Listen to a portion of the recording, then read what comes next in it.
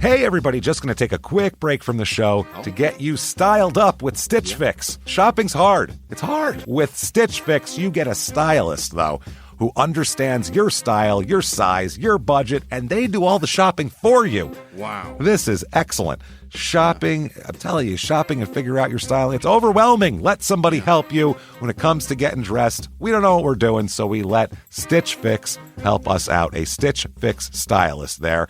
They know what works on us. We get the prices that make us look really good, and it feels good. You get some confidence boost walking around knowing that you're looking decent here. Oh, yeah. Yeah, we just give the stylist our sizes, style, budget preferences. We order boxes when we want, how we want, no subscription or any of that required. And they send called Just For Me pieces as well. Like, maybe you'd like this, and it's awesome. Outfit recommendations, styling tips. You keep what you love, you send back the rest. It's super easy. Yep. You can do it, and we are doing it because it's excellent. Personal styling for everyone. Get started today at stitchfix.com/STM. That's stitchfix.com/STM. Now back to the show. Hey, everybody, just going to take a quick break from the show to tell you a little bit more about Rocket Money. It's the start of a new year. It's the perfect time to get organized, set your goals, prioritize what matters most. And for me, top priority is getting myself together here. Financial wellness, doing that, which that feels important, you know? Just feels like adult stuff that you have to do. And thanks to Rocket Money, my goals feel achievable now. They show me all my subscriptions in one place, help me easily cancel ones I forgot that I've been paying for, which happened to me.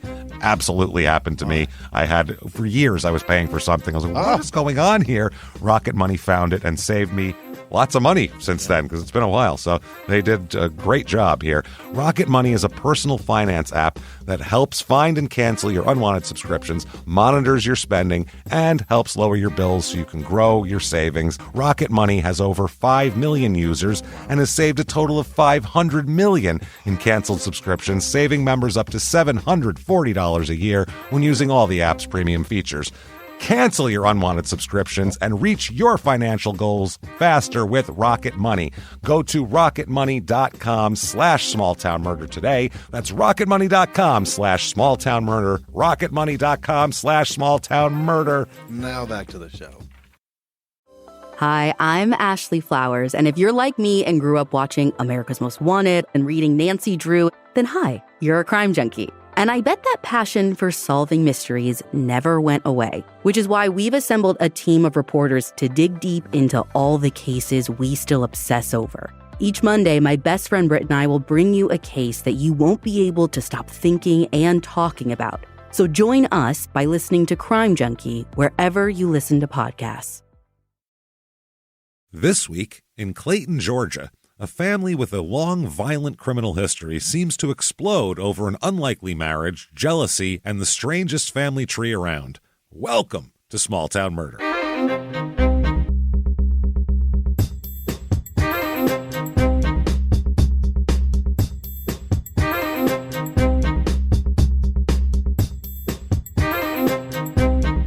Hello, everybody, and welcome back to Small Town Murder. Yay! Oh, yay indeed, Jimmy. Yay indeed. My name is James Pietragallo. I'm here with my co-host. I'm Jimmie Whisman. Thank you, folks, so much for joining us on another crazy edition. And this is, wow, this is Phillips, Oklahoma level wild stuff going on here today. Oh, I can't wait to do that. Dirty. So it's weird, man. This is just a lot. Right. Generations of bad stuff going down here. Terrific. We'll talk all about it. But before we get to that, first couple things we got to clean up on the top. Number one, definitely listen to Your Stupid Opinions. Hey! Our new podcast that we are Yes. just, God, we're in love with it right now. It's so much fun, and we're having a blast, and people seem to be enjoying it. So check it out wherever you listen to podcasts. Yeah. Your Stupid Opinions, where we make fun of people's dumb reviews from the internet.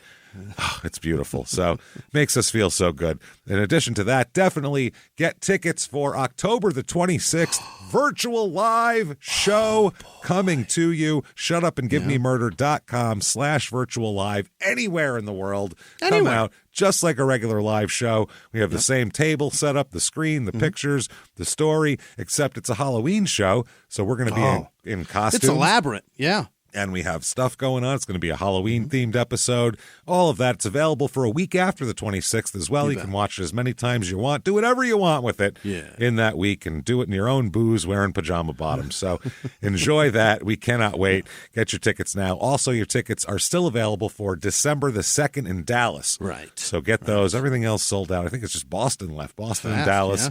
Yeah. So thank you for being cool, everybody, and getting your This tickets has been there. the most fun. You guys have been fantastic all year. Thank you for being in all these shows. It was really, great. honestly, we can't. Philly was just terrific, and DC was great. We had a blast. So thank you so much for all that you do for us out there with these live shows. Again, and Patreon.com. /Crime in Sports, and that's the name of our other podcast that you should be listening to, because there's just as disgusting things going on over there. Trust us. So check that out. But Patreon.com /Crime in Sports is where you get all of your bonus material. Yeah. Anybody $5 a month or above, you are going to get access to everything that we put out bonus-wise. There's a couple hundred episodes, bonus episodes you're going to get to binge on, and then new ones every other week for the price of a cup of coffee. You really can't beat it. Very minuscule. Yeah. This week, what you're getting for Crime in Sports, which you'll have access to, we're going to talk about BS High, which was Bishop Sycamore High. There's a documentary on them, and it was incredible. A fake high school made for some coach to try to make people think he was smart, I assume. That's all it was. Ego-driven shit. And got kids, injured and made fun of for being on this terrible team, and it was just a sad, sad state of affairs. Then for Small Town Murder, we're going to talk about something crazy. Joey Buttafuoco and Amy Fisher. Oh, my. And I'm sure, I don't know if you haven't heard of Joey Buttafuoco and Amy Fisher. Congrats on being young. Yeah, that's one thing. His name is Joey Buttafuoco, so that'll be fun. He wore giant Zuba pants and had an affair with a teenager. So guess what? It's going to be wild. Patreon.com. Body shop? Was he in a body shop? Body shop owner, yeah. Patreon.com /Crime in Sports is where you get all that, and a shout out at the end of the show well, where Jimmie will mispronounce your name. You bet. Even though he'd love to get it correct. That said, disclaimer time. All right. It's a comedy show. It is. We're comedians, we are. so there's going to be jokes here, and people are going to die. Both of those things are going to happen. Yeah. But this is the way you do it here. What we do is we go out of our way not to make fun of the victims or the victim's family. Why, James? Because we're assholes, but we're not scumbags. That's the And deal. there you go. And that's how true crime and comedy can exist on the same plane and not be a completely crazy mess where people are like, oh, my God, the head rolled away. That's hilarious. Don't That's be a not. monster. That's not what we're about here. There's plenty of dumb stuff to make fun of, and that's what we'll make fun of. And for everybody that wants to do that, we're about to have a crazy time, and you're going to hear a wild show. You don't think true crime and comedy still shouldn't go together? Maybe we're not for you. Who knows? Either way, no bitching later. For the rest of us, I think it's time to sit back, everybody, clear the lungs, and let's all shout, shut up and give me murder. Let's do this. What do you say? Let's go on a trip, everybody. All right. Going on down to Georgia today. Oh, Here we go. boy. It is Georgia time, and we're going.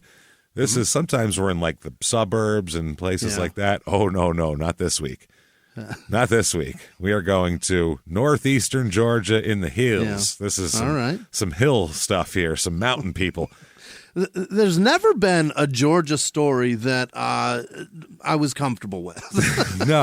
No, Georgia. A lot of the murder stories in Georgia mirror the West Virginia ones for some reason. Yeah, Those are just the ones we find. That's the other thing. Every state has their West Virginia murders, but they seem to pop up more often in some states. And it's really fascinating. And it's a lot. This northern Georgia seems to be a hotbed for weird stuff going on. So this is Clayton, Georgia. And Clayton is in northeast Georgia, about an hour 45 from Atlanta. Here. So that means that an hour 45, and then once you get to Atlanta, another hour 45 to wherever you're going in Atlanta. Yeah. So there's that. 5 hours and 15 minutes to Savannah, Georgia. And almost 2 hours to Vinings, Georgia, which was our last Georgia episode. A perverted mind, that was. And we're going to look at that after this and go, oh, God, I mean, that was just perverted. What were we thinking? That's not perverted. That was casual. That was casual because this shit's weird what goes on here. So the family tree here, at one point, I had to read something 6 times and it made my head hurt. And I was like, because I was like, I need to take this apart for people so they can understand it, because if I don't understand it, I don't know how to tell you how to understand it. So, wow. This is in Rabun County. I think that's how you say it. It might be Rabun, who the hell knows? Rabun County. So that could be said 45 different ways. Really sure, good. Yeah. Area code 706 here. Now, it was originally Claytonsville. They just shortened it to. You see a lot of that. They dropped a lot of vills and burgs. And tons. Yeah. Tons, that happened too. Founded in 1821 as the seat of the county. And then in 1823, it was incorporated, renamed Clayton. Let's drop the Ville. What are we doing here? Claytonsville. It was named after a prominent man from the area who was a lawyer and a congressman and a judge, Judge Augustine S. Clayton. Augustine? Augustine. That's not a name. It is now. Augustine. It seemed like it was supposed to be like Augustine, but they just were like, make it Augustine. It'll be different. That's not a name at all. No, it's I've not. I've never heard that name ever. That is made up. And not even from back then, because you hear a lot of old-timey names. You're like, nobody's named Jedediah that much anymore, but Augustine? I've never heard that one before. Only one person ever. Augustine S. Clayton. He's an original. Right. The prototype. He served in both the Georgia House of Representatives and the Georgia Senate before being elected as a U.S. representative and serving 2 terms. So, he's a big deal. He's a big deal here. So enough to get a town named after him. In 18... It's so interesting how many people back then were a big deal to everybody, and they're fucking nobody today. There are 6 people that signed the Declaration of Independence, 5 buried in one cemetery. The only one that fucking matters is Benjamin Franklin. The other ones you've never heard of. Everybody else is like, who is that? I don't even know who that is. What the fuck? Why do we care? Never heard of that guy. So in 1824, 67 acres were purchased for $150. Which is it's a pretty good deal. And how many acres? 67 for $150. That's incredible. That's a great smoking deal. But 1824, $150 was like, 3 years' salary, I think, back then. So they laid out a site for a courthouse and streets and, Main Street they laid out here. Sure. In 1936, Clayton has a distinction in Georgia because they recorded 30 inches of snowfall there, which is the highest annual total for anywhere in Georgia at any time ever. So and they got it all in once? They got I guess so. Yeah, of snowfall. I think that's for the year actually. Now, part of Old Yeller, the Disney movie that they don't show that to kids in school anymore, and I think that's probably for the best. This is a fucking heartbreaking story. Yeah, they showed it to us, though. Remember that? Yeah. Why did they show us that? I don't know. What was the educational value of showing us this sad movie about shooting your own dog? Sometimes you got to murder your own dog. I don't know, It's like, listen, kids, I know everything seems fluffy and cotton balls and everything's nice and glittery and pink and Care Berry around here in the 80s, but you know what? Sometimes you got to shoot your fucking dog. Sit down and watch it. And it's a fake. It's not real. So why did they write it that way? I don't know. You could have written that so much nicer. Why do you have to shoot the fucking dog? That's what Disney movies used to be. Bambi's mother's dead. There was always a death that had to be this sadness to overcome. Where the fuck is Nemo's mom? Let's not. Maybe dead. we find her before we find that little fish. Well, in an old Disney movie, they would have showed you Nemo's mom being killed before his eyes. That would have been the difference, and then Nemo would have had to overcome that as well. Frozen. They murdered 2 people on a fucking ship. Oh yeah, there's tons of murder. There's always people dead. In kids movies. So this was shot. A lot of it was shot here in 1957, and also the movie Grizzly, which is a very famous B movie. Grizzly. It's about this kind of bear that's like part Bigfoot. They made a riff tracks of it, which is it's on. I think it's on Prime or Tubi. One of those you can find. It's got to be on YouTube. Yeah, maybe a lot of those they take them down pretty quick. So, but it's very funny riff tracks, by the way. So I've seen this movie, and it's fucking terrible. I mean, it's a disaster. It was filmed on location in the 70s here with residents cast in supporting roles. They just went around. Residents in the town were in the movie. So you'd cut to a guy, and he's just a guy in overalls, and he'd be like, I think I saw the thing over there. Like, because that's his acting ridiculous. Debut. Yeah. Production was, they're like Thanksgiving 1975, and it became the most financially successful independent motion picture ever at the time it was released. Because there was no overhead. In May of 76. It also took off, too. They actually, it had a weird life for some reason as a B movie. I don't know why. And it held that record for more than 2 years until Halloween unseated it in 78. Halloween was an independent movie? Yeah, that was John Carpenter did everything. He did the music, he did the sets, he did the direction, the camera work, he did everything, John Carpenter, that movie. I got to get more into cinema, I think, because I know fucking nothing like that. It was very independent. It was low budget as fuck. Oh, yeah. It was. I mean, no one knew who the hell Jamie Lee Curtis was. It was really, really low budget. Famous people here. This will give you an idea of what we're dealing with. Billy Redden, who is the actor who played the banjo player in Deliverance. That guy hold on. is from here. The guy that played dueling banjos? Yes, in Deliverance. The guy you look at and go, Jesus, what the fuck happened to that guy? Did he get eaten by the grizzly? He's their claim to fame. Oh, yes, my that God. guy. Oh, Billy, look at him. He was in a movie. Reviews of this town. Here we go. People like it. Most people like it here that are from here. Really? I don't think a lot of outsiders come through here as much, though, too. But there's also a lot of, like, outdoorsy stuff to do here. So if you're an outdoors person, this is a kind of a place for you. There's a lot of towns in the Southwest that are like that. It's a piece of shit, but there's so much to do. Yeah. People love it. And maybe this is nice. We've never been there. We have no idea. Yeah, I don't know. So here we go. 5 stars. Come visit this wonderful, gorgeous Hallmark town! Exclamation point. It's Hallmark. Yeah, amazing. It's a Hallmark town, which means it's a weird, disconnected main street. With fake snow. So it's got a fucking veneer of old timey. That's not good. A lot of cookies for sale. Yikes! Too many cupcakes. A lot of homemade shit. Yeah, amazing maintained views. I think they mean mountain. I'm going to go ahead and assume. Hiking, white river rafting, biking, amazing farm-to-table restaurants. Okay. They just went to somebody's house Denver. that had a farm. Yeah, that sounds a lot like Denver. Yeah, that's Denver. If they said a lot of people wearing burlap, I'd go, is this Denver?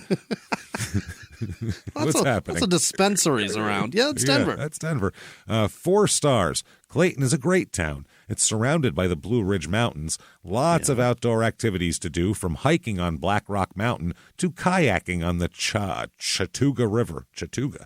Okay. There are plenty of great places to eat as well. He said plenty are great places, so I had to reconstitute myself there for a second. Here's another review here. This one is from a different site, and they chose not to give stars, so we don't know, but we can tell by what they say. The title is it's interesting to live in Rabun County. Okay. We have lived full-time in the county for 12 years and part-time for 31 years. It is an absolutely beautiful county, but it's governed by the locals, and it's hard to break in. Okay. I mean, everywhere's governed by the locals. Yeah, that's what I mean. But I don't know if he's thinking it's like a boss hog situation. Yeah. You know what I mean? He's trying to be part of the city council or something, and they won't let him? Always worried about them Duke boys. Too much time spent on that. Some people want to preserve the mountains and protect the environment, and others see it as an opportunity to build more houses. I appreciate the builders who want to make money, but there are opportunists who take advantage of the system, fill the county commissioners with their relatives, and change the county laws to suit their needs. Okay, that makes sense now. A town of nepotism. Weird. Yeah, a small town that's nepotism. Yeah, really strange. It never happened before.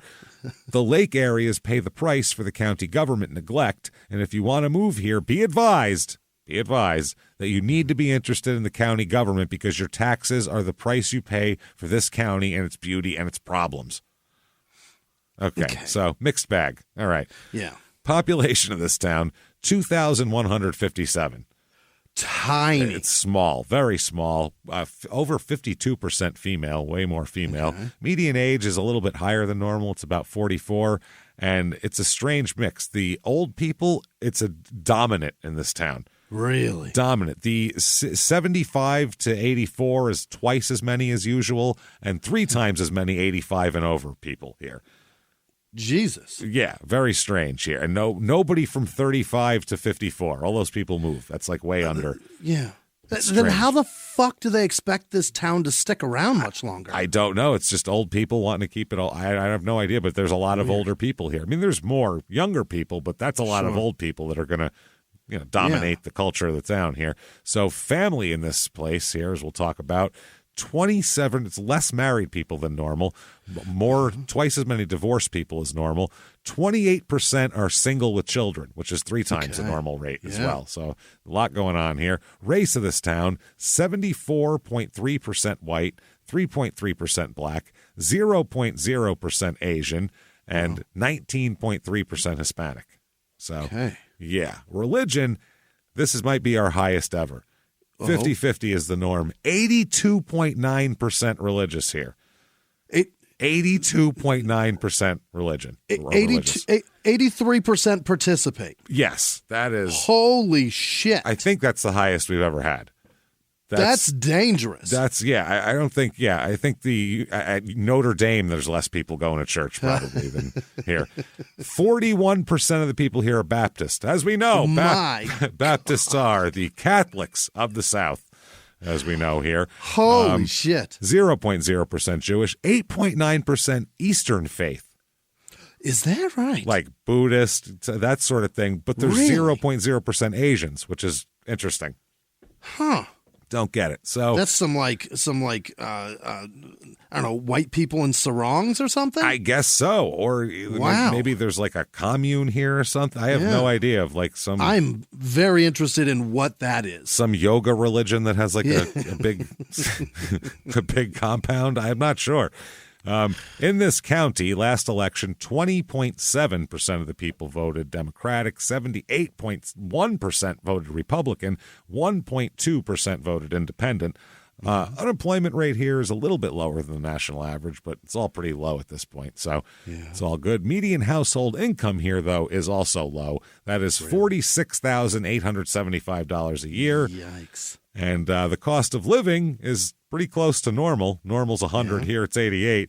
And the median home costs $339,300. What? If you make $46,000 a year, that's how are you going to do that? I don't know how you even consider to start to pay for a house on that. Yeah, that's tough. I don't know. So if we've convinced you, damn it, that you need to be here, we have, maybe you're looking for a place to retire, we have for you the Clayton, Georgia Real Estate Report.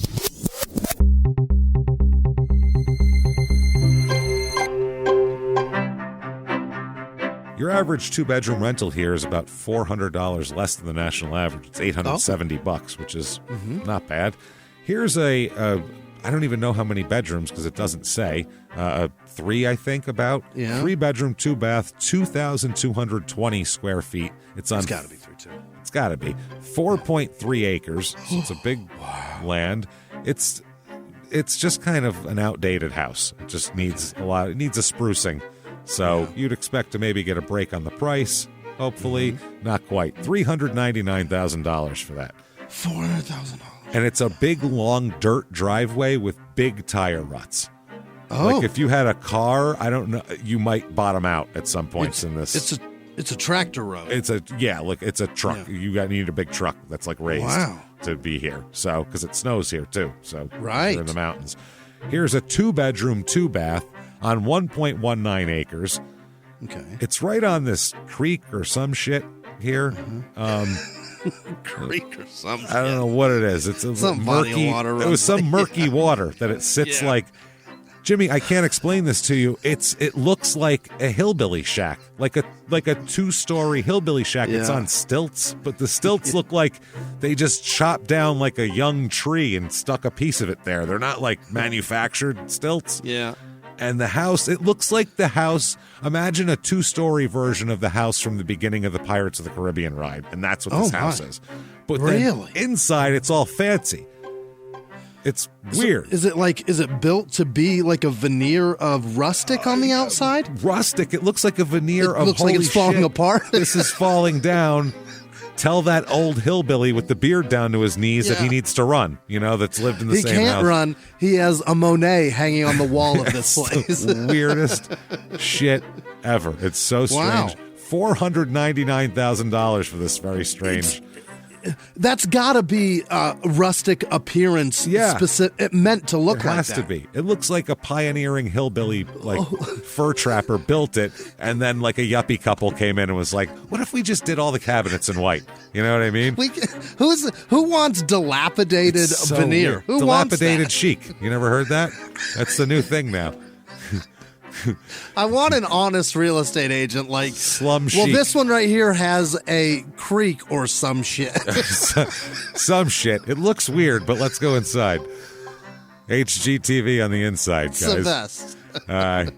Here's a 4-bedroom, 5-bath, T-bowl for each and every Hey. hole here. There you go. 4,628 square feet, big house on Giant. 1.14 acres. It looks like one of the Pioneer Woman's houses. Like it's really boring. It's very boring. It's no hillbilly shack. We'll put it that way. Right, yeah. $1,795,000 for this thing. 1 acre. 1.14 acre. That's ridiculous. That's crazy. I don't know what's going on with the real estate market here, but it's out of control. It doesn't make any sense. Is it people's like if people from Atlanta? Is this like where they go for the weekend? So they bought up all the Maybe. real estate? That's all I can imagine. I don't know. Things to do. The Georgia Mountain Storytelling Festival. Storytelling festival. It's the 10th annual. Offers storytelling and musical performances. That sounds good here. And it says, we're thrilled to be at the Ridges Resort at Lake Chattoogie. I think that's what it is. And it says, if you can't attend, here are the people. Okay, here's the tellers. You ready for this? The tellers. Len Cabral will be there. Yeah. Nestor Gomez will be there. I think he plays second base for the Mets. So maybe he's got a story to tell. Michael Reno Harrell will be there. I don't know if Reno is his nickname because he spent a lot of time in Reno. Megan Hicks and Ann Rutherford, Jimmy. So I know you weren't going to get your ticket, but I knew. Tag team? I knew once I mentioned that Megan Hicks and Ann Rutherford would be there, that's when you would be like, I won't see Hicks without Rutherford. you're ready. Put your phone down. Get the tickets after we're done here, okay? Please, Jimmy, we're working. We can't. Fine. Yeah, Ann Rutherford will be there for you when we're done, all right? Is Ann Rutherford, is that a woman that I should know? No. These are Mountain Georgia storytellers who she's like, oh yeah, the lady from that basket shop on Main Street. You know, who knows? What story do these people have to tell? Lots of them apparently. There's a bunch of people. They're having a whole Gotta buy a festival. ticket to know. The Foxfire Mountaineer Festival. No. Again, live music, children's games, Foxfire demonstrations. I don't know what that means. There's also the longest beard contest. Hey, I'm about 4 months into it. There's folk artisans, Foxfire. I don't know what this Foxfire demonstrators, children's heritage classes. I don't know what that's about. Yeah. So here is the crime rate in this town. What we're interested in here: property crime is about 1/3 over the national average. I was gonna say Really? over the Georgia average, over the national average, and violent crime, murder, rape, robbery, and of course assault. The Mount Rushmore of crime is about 25% below the national average. So, more stealing than killing going on here. Yeah. Interesting. Very interesting. That said, let's talk about a murder, shall we? Let's do it. Yeah. Okay, it's more than one murder, but there's a lot going on here. There's money bodies fall in this story. So, let's talk about this. First of all, I have to give credit to a story that had a lot of information on here that was very difficult to find. So I got to give them credit. Mary Shalhoub here, and the story is cover story: murder and mayhem in Rabun County. Okay. So I like this. It's in the beginning of her story. She says, "quote It all began in the mountains of North Georgia." Which is supposed to be ominous, and to me it is. That sounds like, what's happening now? Let's talk about a guy first off here. Okay. Joseph Roger Hayes. Yeah. Now, he will set off a trend in this story by every single man in this story goes by their middle name. Every single human being that it goes by their middle name. All of them. What? I don't understand it. I don't know if that's a North Georgia thing or what, but he's Joseph Roger Hayes. No one ever calls him Joseph or Joe or Joey. He's Roger. Period. So Roger Hayes here. Born in 1940. Roger Hayes. His parents are Columbus and Carrie Whitner Hayes. First name Columbus. Columbus Hayes is his dad's name. We've got shit. Augustine and Columbus, Yep. or Augustine and Columbus now, so far as first names we've come to. I'm already like, what's happening up here? Is this what's going on in the mountains, everybody? So there's all of that. He's born in Franklin County and spent most of his time in this area, though, and also in Stevens County. He's a truck driver and a member of the Baptist Church, of course. All right. He's from down there, but he's a truck driver is his profession. He'll end up having just a slew of kids from all sorts of different people. Really? Oh, yeah. He's got all sorts of kids, and later on, he's got a bunch of brothers and sisters, too, from what I'm finding here. And he's got at least 3 daughters that we know of. I believe seems to be from 3 different women, from what I can gather. And he's also... Is he married? Jimmie, this is... Official marriages and divorces Oh, really... God damn it. There's a lot of gray area in the story as far as when someone's officially married, when they're divorced, if they've married somebody else, when that happened. Yeah. There's I get it. Sometimes, look... Paperwork's a bitch. Yeah, right. And it takes the fucking heat out of the moment sometimes to be like, what do you say we get married? Fuck, now I'm limp. Now I got to fuck my wife? Jesus. You think that's his problem? That's old Roger's problem? It's not near as hot. Next time you're fucking your wife, imagine it's a one-night stand and see if it happens faster.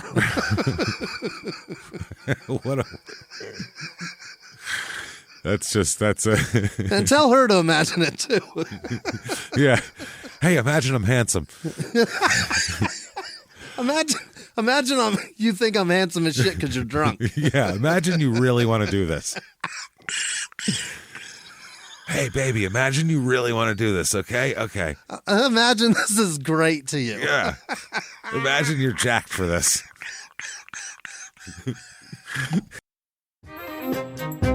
Hey, everybody, just going to take a quick break from the show to tell you about the safest sponsor ever, Simply Safe. Absolutely. These people will keep you safe. It's amazing. You know that every 26 seconds a burglary takes place in the United States, according to the FBI. That means that by the time this podcast is over, dozens and dozens of homes will have been targeted, ransacked. God knows what happens here. So protect your home before it's too late with Simply Safe proactive security system. Simply Safe helps stop threats before they even have a chance to break in. Named Best Home Security System by U.S. News and World Report 5 years in a row. And by us for about the last 8 years as well. If you trust us, believe me, you want Simply Safe. So visit simplysafe.com/small to claim 50% off a new system with professional monitoring plan and your first month free. That's simplysafe.com/small. There's no safe like Simply Safe. Now back to the show. Hey, everybody, just going to take a quick break from the show to tell you a little bit about Sono Bello. You know, the most known secret with celebrities and influencers and all these famous people is so many of them have had lipo. They've had lipo, whether it's a little touch up here or a total makeover. Yeah. Nobody has a perfect body. That's the thing. No. They may look like it on TV, but there's things that help that. Absolutely.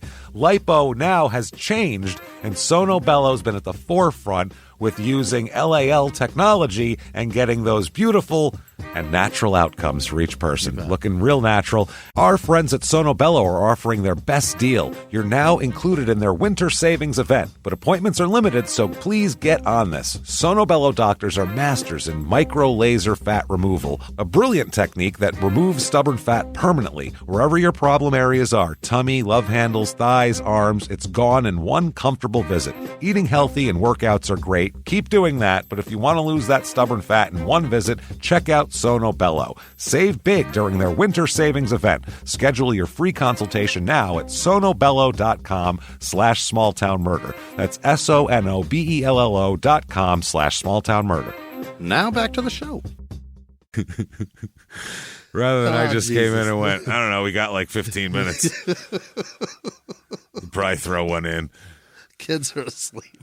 Kids are asleep. Standing there, your dick hanging, and you're just wearing a pair of socks with your dick dangling. Oh, how could you not be excited for this? So he has a brother here, Roger does, whose name is Arthur, who I assume that's not his first name. It's probably that's got to be his middle, right? Yeah. Now, at some point here, Roger is quote-unquote married to a woman named Faye. Mm-hmm. This is a long, troubled, just mess of a relationship, him and Faye. Faye Hayes? No. Well, eventually, I guess she'll go by Faye married. Hayes. I thought you meant that was her maiden name. I was like, well, I don't think so. The Hayes on Hayes marriage here. Yeah. It's not. We're not that. This isn't that hillbilly of a story. All right. It's pretty close, though. It's pretty close. When you hear who married who in this, you're gonna go, get the fuck out of here with that shit. Wow, this is like a weird, very strange porn movie. This whole entire episode. So he's married to Faye, and I think this is the thing. Who he has kids with, like I said, very nebulous. You can really kind of whatever. It's a little opaque. So he has daughters, I believe, with other women. And then with Faye, I'm positive that he has one kid. Okay. And that's Dale. Okay. It's a boy. Yeah. Yes. You think his first name's Dale? No. His name, Roger Dale Hayes. So he gave him his first name. He gave him his middle name for his first name. Yeah. Hit him with the Dale Hayes. We'll call him Dale Hayes. And then we call him Dale. That way he's not Roger. See how this works? Wow. Maybe that's why you go by your middle name, because they name you whatever your dad's first name is and then a different middle name, so it's not confusing. They make your first name your dad's middle name. Your dad's middle name. So that way you're not. So that it's not confusing. That way they're not calling you. They could have just named you the dad's middle name, so you wouldn't call him that. But that would be, come Jesus. on, Jimmy. See, your head hurts already. Wait till I tell you who married who and who's father and stepfather and all this shit now. We did all the naming, so it's not confusing. Yeah, so it's not confusing is why they do this. That's crazy. Holy shit. Because I'm pretty goddamn confused. I'll be honest with you. So, Roger Dale here. Yeah. Going by Dale to not confuse him with Roger. Right. Dale the son, born in 1967. Dad's 27. So, yeah, Dad's 27. Mm-hmm. We don't know how old Faye is. Dad likes younger women, as we find out. Oh, boy. As young as he can get them. Not in an illegal way, but right. He's always got somebody, 15 years younger than him that he's hooked up with. Fantastic. At all times. Wow. Well, he's a man of the world, Jimmy. He's an over-the-road trucker. He's seen some things. Yeah. He's been to Tennessee. He's been to Ohio. Yeah. He's been around. He's paid his dues. He's a worldly man. Yeah. So, he said, now Dale does not recall the Hayes home happily, he says, at all. No? No. Oh, no. And let's find out why. Okay. I'm going to guess Raj likes to drink. Oh, my. Does Raj... Not only does Raj like to drink, but he also likes to do other shit. This is the first thing he does. Okay. May 1976. It's nighttime. Yeah. Roger walks into their trailer. Mm-hmm. Obviously. This is 15 miles south of here in a town called Toccoa. Toccoa. Toccoa? Wow. Toccoa? I don't know. Somebody tried to spell taco. And fucked it all up. What if we had a cocoa taco? What would we call that? A choco taco? No. That's not right. Call that. A Toccoa. That's much better. Fantastic. What a fucking mess. So that's how that goes. Mm-hmm. He comes into the trailer and finds his wife, Faye, in bed with another man. Don't tell me. A man named George Hunt, who okay. I'm sure has had a different name. His first name is Fred. His first name's Fred. Fred George Hunt. We go by George. So he, at that point, finds him there. So you think, okay, this is not going to go well. This is a divorce, yeah. This is much more than a divorce. Oh. He's going to divorce someone from their life here, Jimmy. And this is not the murder either that we're going to talk about. Divorce somebody from breathing? Yeah. Oh, this is just like an extra murder. This is a bonus murder here. He takes, Roger does, his .22 revolver and shoots George Hunt in the head and kills him. Wow. Yeah, just shoots him. Kills the shit out of this guy right there in the trailer, okay? So Faye fucking took off as this is going on. She was like, oh, shit, he's got a gun and he's pissed. Yeah. He shoots at her and hits Faye as she's running away, too. Doesn't kill her, though, but hits her with a bullet. Jesus. So he comes in the trailer and cleans house here. Yes, he does. Okay. First of all, that's a crazy scene. Yeah. Right away. He came in the trailer. Oh, shit. He's some dude getting out of bed with his balls dangling down, and he's shooting a gun at him. Wife's running out. He's got a body to deal with now. Now he's got a body, and now he shoots his wife as she's fleeing naked from the house, from the trailer through the park. It's quite the scene, let's just say here. That's the beginning of their relationship here, pretty much, that we'll talk about, okay? Because it somehow continues after this. She came back.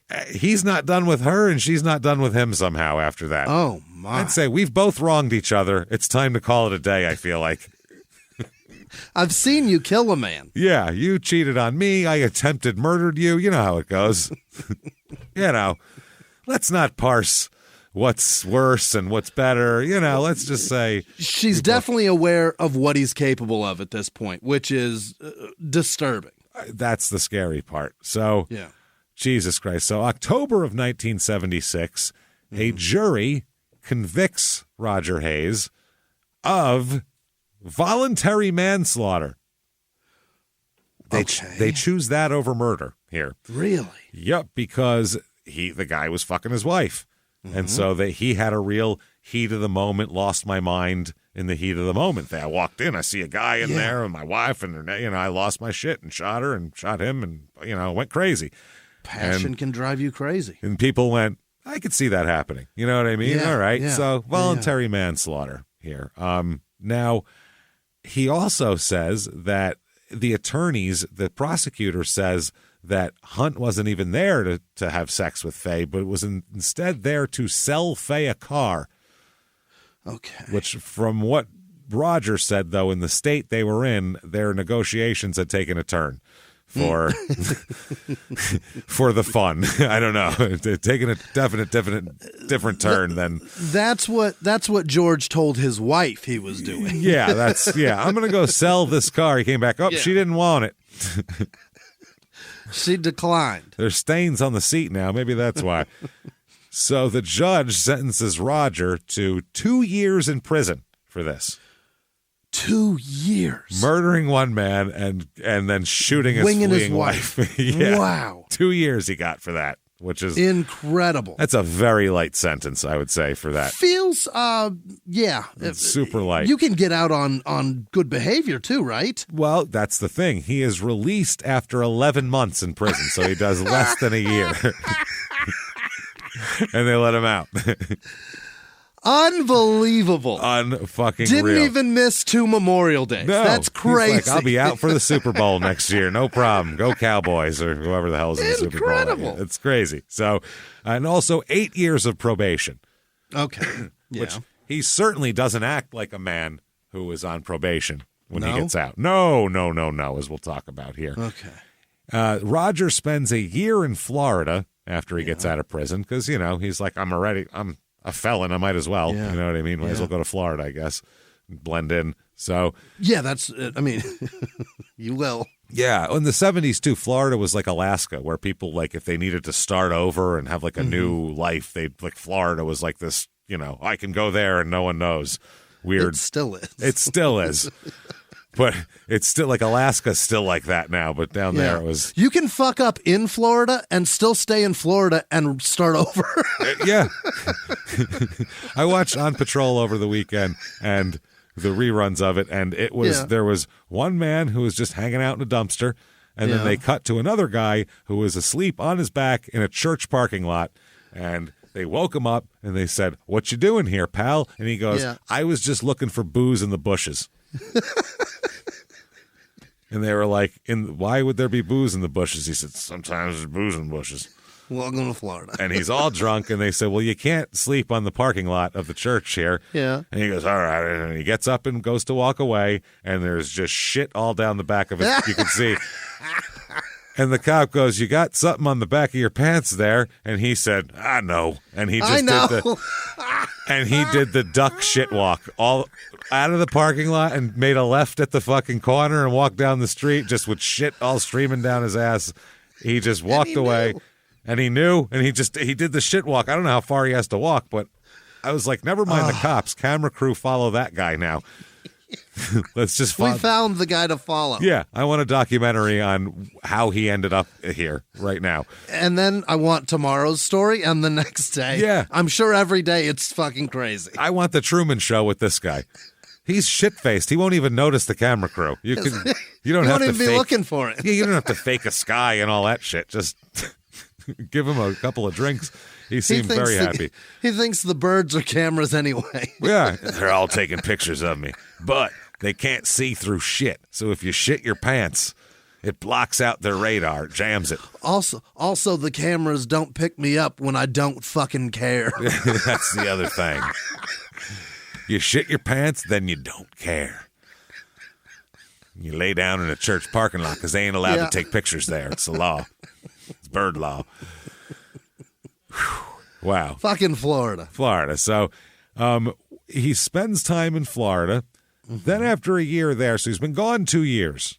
Yeah. Prison, Florida, Yeah. And then he comes back and Faye takes him back with open arms. Oh, my God. They're ready to start over. They're ready to try again. Isn't this heartwarming? So far, Because if these two kids can't make it, what chance do any of us have, honestly? Any of us. Because if you can't come back from shooting your wife in a trailer while she allegedly fucked a guy or bought a car from him, one or the other. Right.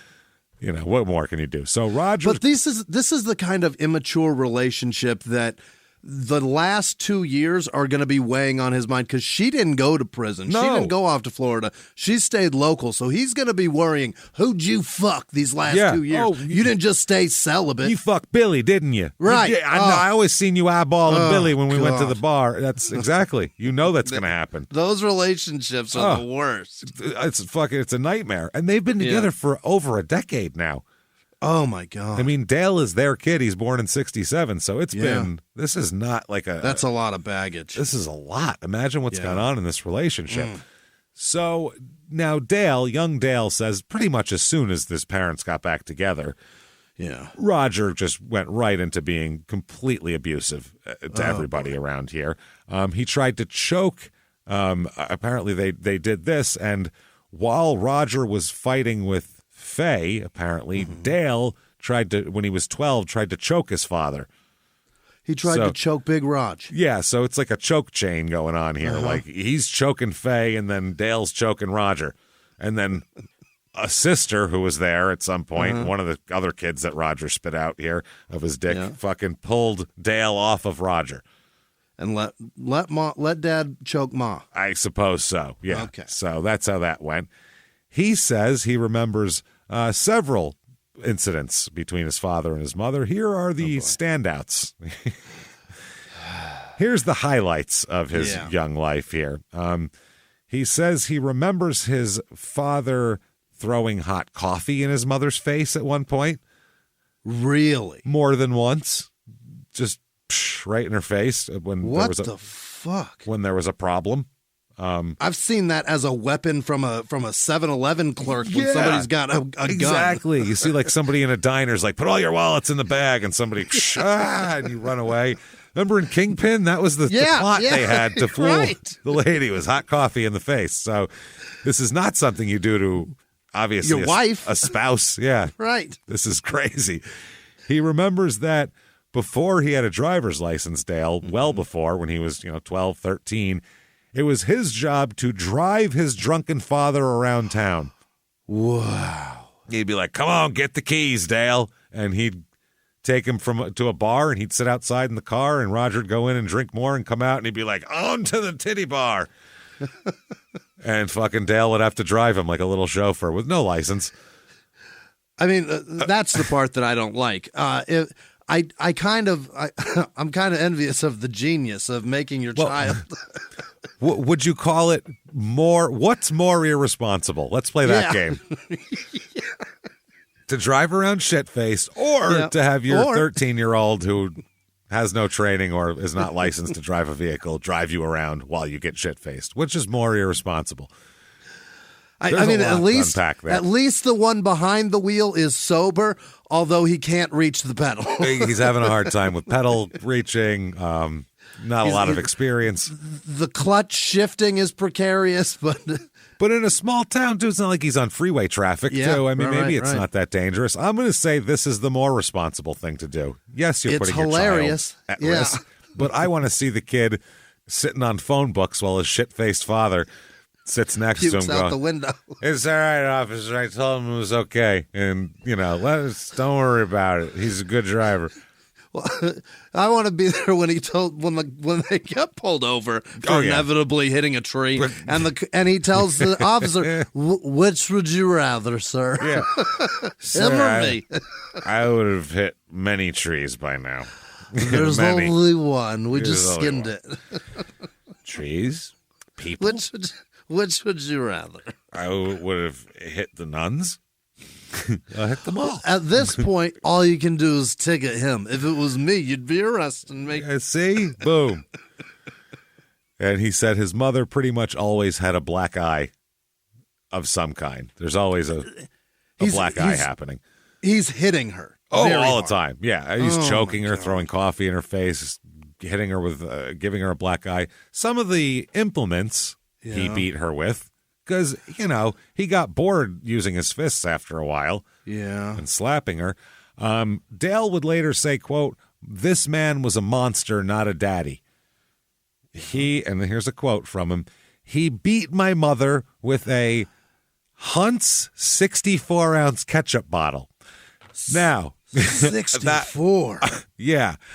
I don't mean to laugh. Obviously, this is terrible, and it's nobody should be beating their spouse with anything, no less condiments. But for the fact that a 64-ounce ketchup bottle, who the fuck? What is that about? I didn't even know you got them that big. They're on the bottom shelf. That's the bottom shelf.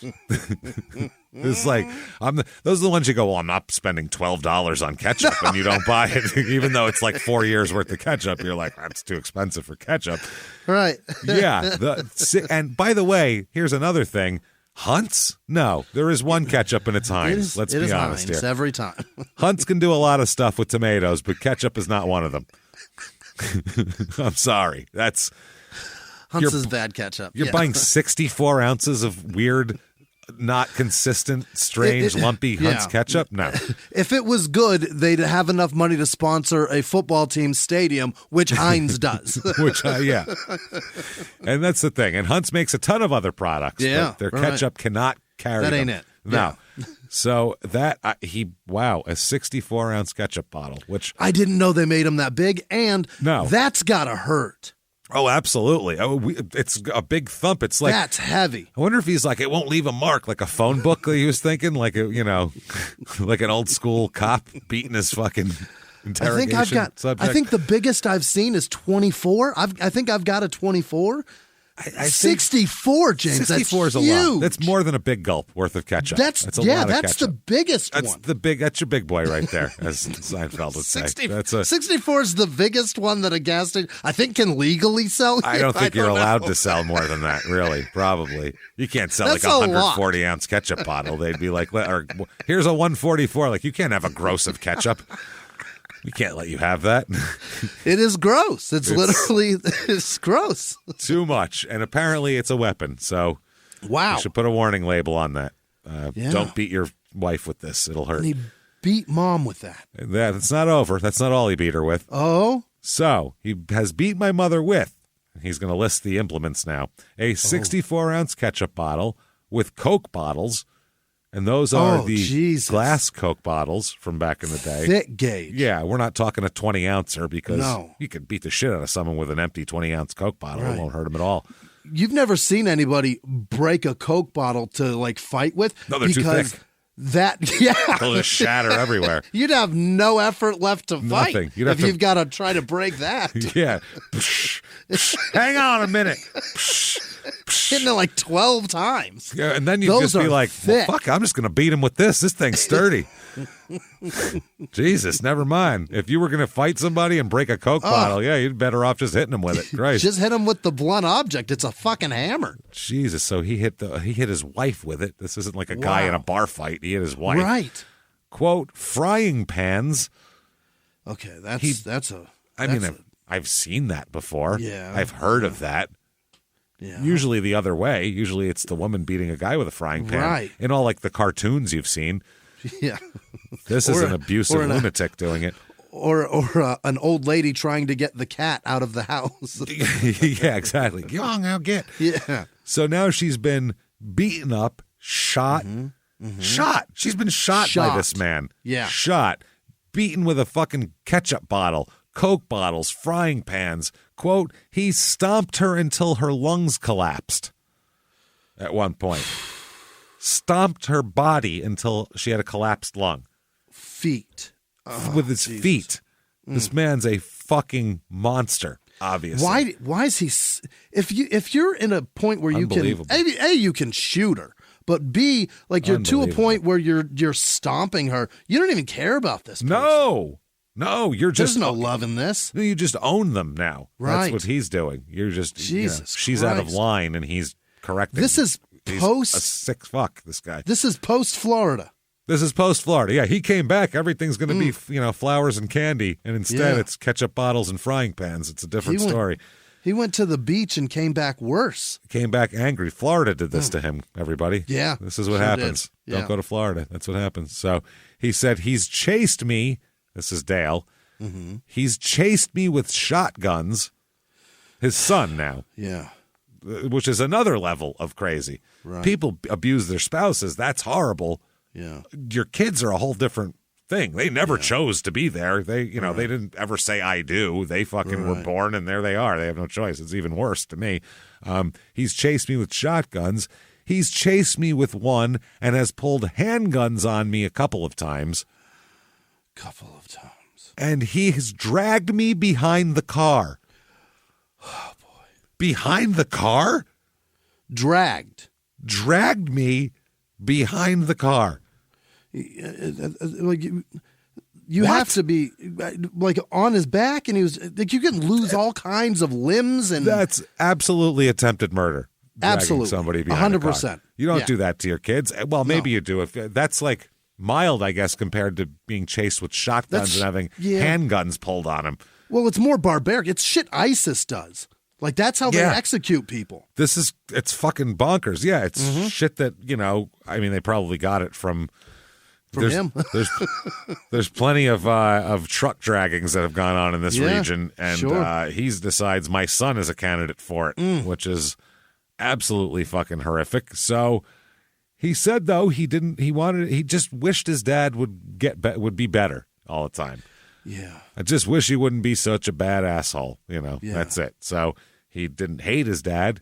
He didn't understand what the fuck was wrong with him and why he was beating everybody. The way he is. Yeah. He's obviously a terrible guy. So he said at one point, too, he remembers that his father, he said he's horrified by the memory of his father holding a shotgun under his own chin, Roger holding it to himself, and threatening to blow his brains out in front of his family. Jesus. So this kid has seen some shit in his life. He's seen all of the shit. Yeah. Like, you can't even imagine. These are just his highlights. Right. This isn't even just the everyday craziness. Yeah. So just imagine the amount of shit that's built up in this guy's head. Wow. He said he always feared his father's suicide, and he also feared that someone might murder his father also because his father's crazy and does crazy shit and makes enemies, obviously. This isn't a guy who then goes out in the world and he's an upstanding, normal guy. No. He's chasing his kids around in public with shotguns. Like, this is dragging them. Your neighbors can see you drag your child behind a car. You don't do that shit care. and then show up to H&R Block. You don't do that. That's what I mean. This isn't like behind closed doors and nobody knows about it. And she said she fell and hit a doorknob. This is constant. Right. Everybody knows. He also says, Dale, that when he was in his early teens, which is he's been driving him around drunk and, you know, thwarting suicide attempts and talking his dad down from shooting him and stuff. Right. He said his father then also started sexually abusing him as well. Sexually abusing him? The kid, yes, his son, Dale. Huh. That's his claim here, too. In the 80s. And this would be like 1980. Yeah. Early 80s. So Jesus. Yeah. He said, Dale said this went on for some time and I was very scared to say anything. Is he saying like sexually, like dad was deriving pleasure from this, or it was just like beating his balls to like? No. There's physical abuse of him beating him up and threatening him with guns and stuff. And then there was, now we're going to go into the back room and I'm going to make up. Oh, boy. Some disgusting sexual things, too. So, Jesus. That's what he's claiming. He said that, quote, I was a child. I couldn't talk to my mom. I was afraid she would suffer a beating. Because what's he going to do? Tell his mom, and then his mom yells at his dad, and then he beats the shit out of her. And then we're back to one now. Like, she's gotten the shit beaten out of her, and I'm still getting molested, and nobody's helped anybody here. Yeah. No one ever thought to go to the cops ever, or go to, that never came up. Never. Go to the cops, like for anybody, a neighbor, a family member. You can't tell me nobody in anybody's family knew what was going on here. Somebody knew something. Everybody's got to know everything. That's what I mean. It's not, I mean, I get that Faye is scared and Dale is scared, but someone around had to. This feels pretty open. I spy some shit here. I mean, what the fuck? Just him going around town. Just the fact that he's making his kid drive while he's drunk, you'd think someone would call social services and be like, I don't think this is good parenting. Right. Maybe that's generally, if it's that bad and it's open with that, there's worse things happening. And that's a horrible thing to not, because he's going to tell his mom and it's not going to help. So he said, I was only a kid and I did not know what to do. Fair enough. So by 1980, Faye, wow. Faye has a different approach to this whole thing. Yeah. He said in 1980, my mother tried to kill him at the unemployment office here in Toccoa with a 12-gauge shotgun. At the with an audience. At the unemployment office. With a federal audience, right? At the bar. Or is that just state audience? I don't know which that would be, but Jesus, either way. It's an audience. There's government employees sitting there. Yeah. Like, that's crazy. And what the shit? Other people. I mean, it's bad enough you have to go to the unemployment office, but you got to be in the middle of this too. Imagine being one of the other people there. Are you fucking kidding me? Jesus, leave me alone. Good God, take your shit back to the trailer. Yeah. I'm just trying to get my check. I don't want him to have to clean his brains while cutting me a check. No shit. Whew. Dale said, I had unloaded my mother's gun several times. She kept reloading it, and he would unload it. Wow.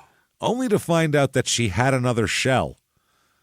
So he said he thought he had unloaded the shotgun, but apparently she had another shell. One in there. Yeah. She had one in there.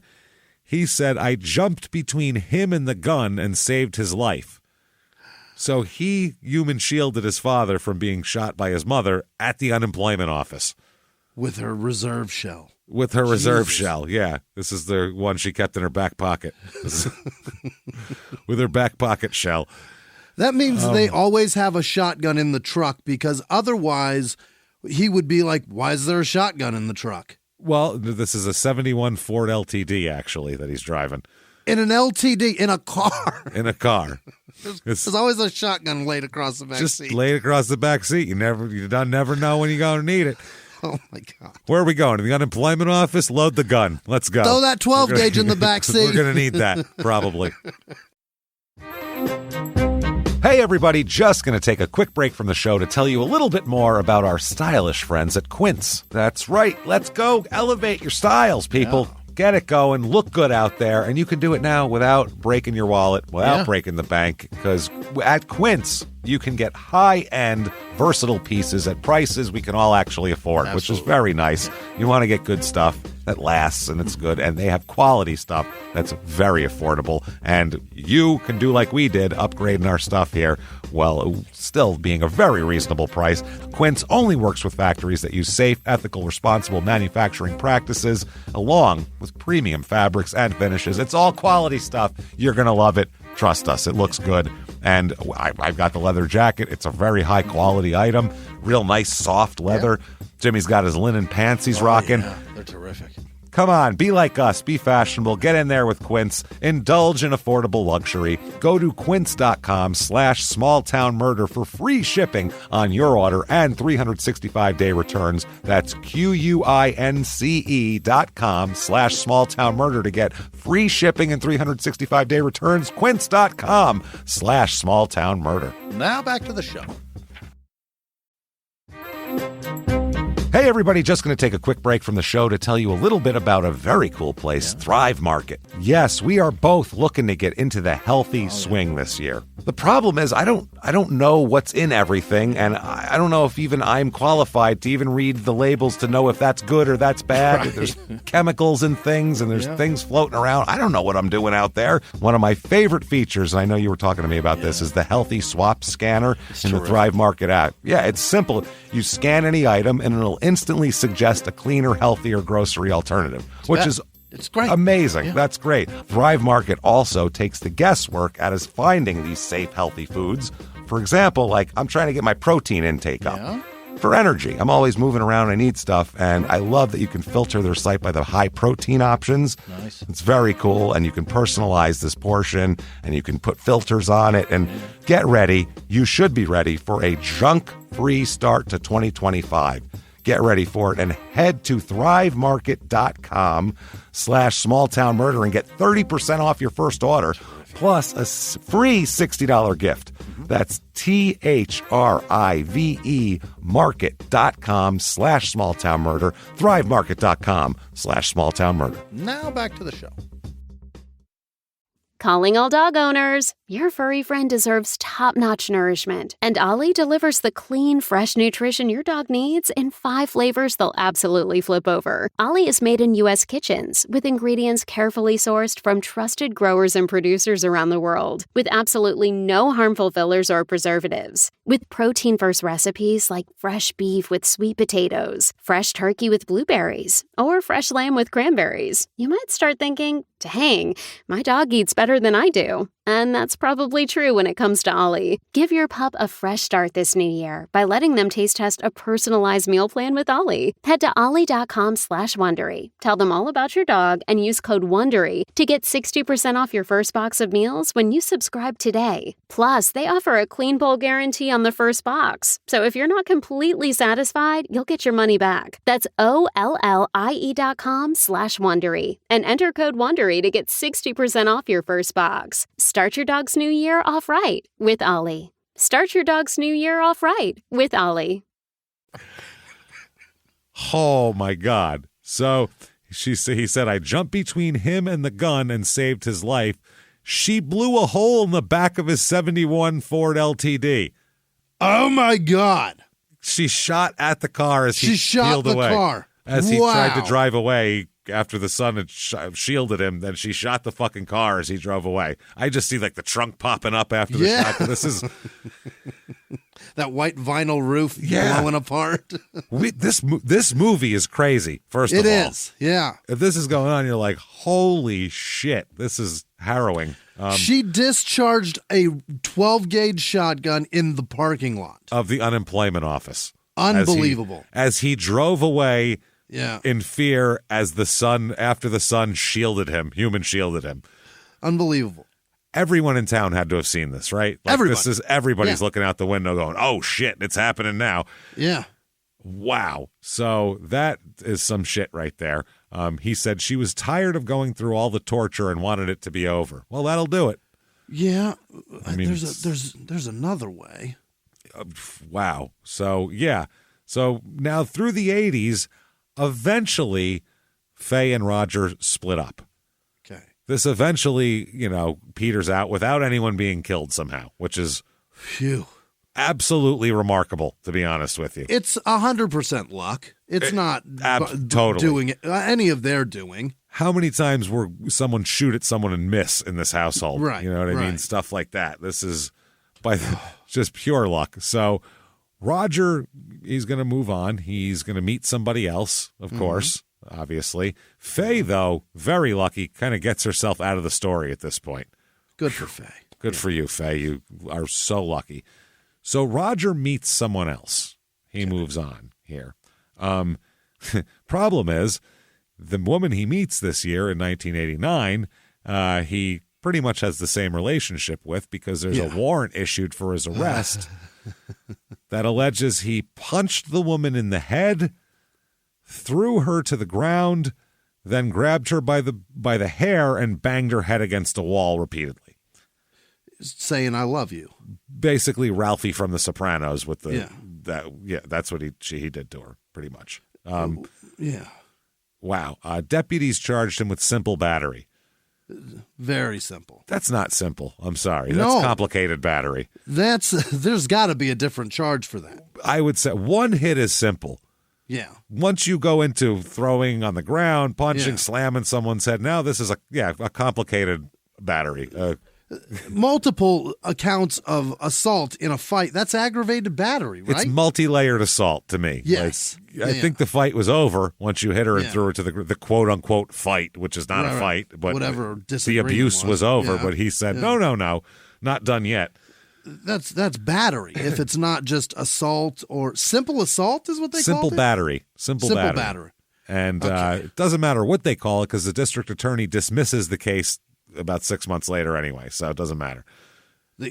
Dismissed. No proof. Which meant she probably didn't want to testify anymore or wasn't into helping the prosecution. And at that point, you don't have any witnesses. You have a police report and her going, nope, that didn't happen. And then at least I wasn't shot. How many times have we seen that on Crime and Sports where afterwards, no, that didn't happen at all. You didn't look. This is a picture of you with your face swollen. I don't know what happened there. That's a weird picture. Yeah. So he's unpunished and all that kind of thing. Dale, though, by this time, by the mid-'80s, he's an angry guy. He's a cauldron. He should be. As you may expect. Yeah. He grew up. He grew up hard. This is a shit way to grow up. This is tough. He's watched his father beat multiple partners, and then also that same father molested him. Molested him, beat him, threatened to kill him, dragged him behind a truck. He's saved his father's life on several occasions, and it's a lot. So he said that the problem is, though, he starts to just turn into a little version of his father. Fuck. Because that's what happens. When people grow up like this, they either are the opposite of that or that. That's how it works. You're either taught this is how it is, or taught that this is not how it is. One or the other, and you're going to do one or the other, and that's how it works here. But you've definitely seen a blueprint for how to act like this. Yeah, is the problem. A lot of people don't even think to act like this. They wouldn't even think of it. They have to be shown this is a possibility. Doesn't occur. Yeah, doesn't occur. So, he said that he just started to be like him. By 1986, Dale is in and out of jail all the time, which he's just like he's barely an adult, but in and out of jail. A lot of car thieving, a lot of car stealing. Really? He likes to steal him some cars, Dale does. Oh, yeah. I get it. I get the rush. And back then, though, cars were so easy to steal. Yeah, and then he loved it. He just loved it, and they were a lot easier now too. No GPS on them, that stuff. And now that you don't even have a key, you got to press a button, but you have to have the key fob thing. Exactly. It's a pain in the dick. I don't know. I wouldn't even know where to begin with those. A screwdriver isn't going to help much now, whereas back then it sure in the fuck would. That could get you. That could get you in business. Just that's a master key in a lot of ways. Your investment in a stolen car business was a screwdriver.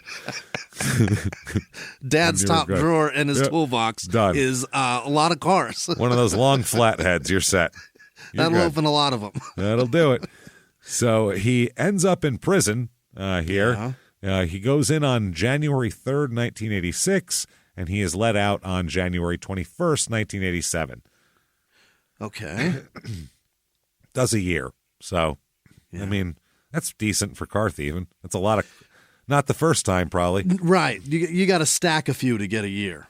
That's what I'm saying. So by 87, he gets in trouble for theft, burglary, all sorts of shit. Leaving cars out of it, just going right in the house. Yeah, thieving, burglaring, that, just stealing whatever he wants. There's a lot here going on. He's in the middle of a 5-year sentence. He's sentenced to 5 years in prison. That's how much. Yeah. Because, I mean, he had just gotten out earlier that year of prison. And he's doing the same shit again. He builds But up he's escalating and going into the house now, which is so much more dangerous because if he finds a gun and he's in a position where he feels desperate, somebody's dying. Someone's dying. He's dying. You go into someone's house, things definitely can go off the rails. You're up in the ante for sure. Yeah. That's a lot. Now, he's going to actually stay in jail for over 4 years now. He's going to do 4 years. He's going to do 4 out of the 5. He doesn't get out until November 5th, 1991. Jesus. But he'll get himself out a couple of times in the meantime. He'll find other... Oh, no. You can't hold on to Dale. He's a slippery sort of cuss here. He moves around, Dale. He likes to move. Yeah, you can't hold him down here. So... the county sheriff, Don Page, recalls Dale broke loose while he was on work detail the first time. He stole a white pickup truck and took off. How did he get a screwdriver? Yeah, where'd the screwdriver come from? He's on work detail. That's all I need. Stole a white pickup, takes off, and they're so casual, the sheriffs, they go, we captured him within a few weeks. Few weeks? Weeks. He was gone. Weeks. Driving a prison fucking issue pickup truck. They couldn't find him for weeks. How the fuck are they going to catch him if he gets any sort of anything that doesn't look prison issue? Yeah, that doesn't say prison on the side of it. Jesus Anything Christ. that doesn't say prison farm on the tailgate. How are they going to catch him? Oh my God. So he's out for a few weeks. Yeah. And they don't act like that was a big deal. They were like, I mean, it happens. We got him. A few weeks. The sheriff, Don Page, said that when he arrived on the scene to arrest Dale, because they got a tip on where he was, he said he arrived to arrest him, and Dale said, quote, go ahead and shoot me. I don't blame you if you do. He wasn't armed or anything. It wasn't like, suicide by cop. He was just begging for it. Come on, give it to me. I'm probably due. I'm due for it. Jesus. So they bring him back. You'd think he'd go, okay, well, that was stupid. I've learned the lesson. Yeah. He just said, I did learn my lesson, but that's to escape better next time. Oh? Yeah, that's just better. Yeah, you got to do better. So try harder. Less than a month later, Yeah. They bring him back to prison, and less than a month later, he noticed that the room where deputies were holding him while they were doing something, right. It was unlocked. So he just while the deputies were in like the next area getting some paperwork or something, he just got up, opened the door, and fucking took off. Just walked away. out. Ran away. Didn't even need a screwdriver this time. Gone. We don't call that an escape. That's just a walk away, right? They let him go. Yeah, that's almost a release. That's on them. Yeah, that's almost a parole. Almost there. Just a casual parole is what that is. Yeah. So the sheriff says, well, we'll get this son of a bitch. Immediately releases the bloodhounds. Really? Releases the hounds, first near the jail, and then hours later near the hospital, anywhere where he might have gone. Turns out, by the way, he was hiding in the bushes watching all this happen. Rather than run away, he stood by close so they would do exactly what they did and overrun him, and then he could take off there. He just hid behind the front door. Yeah, he walked out, came over here, and hid in the bushes.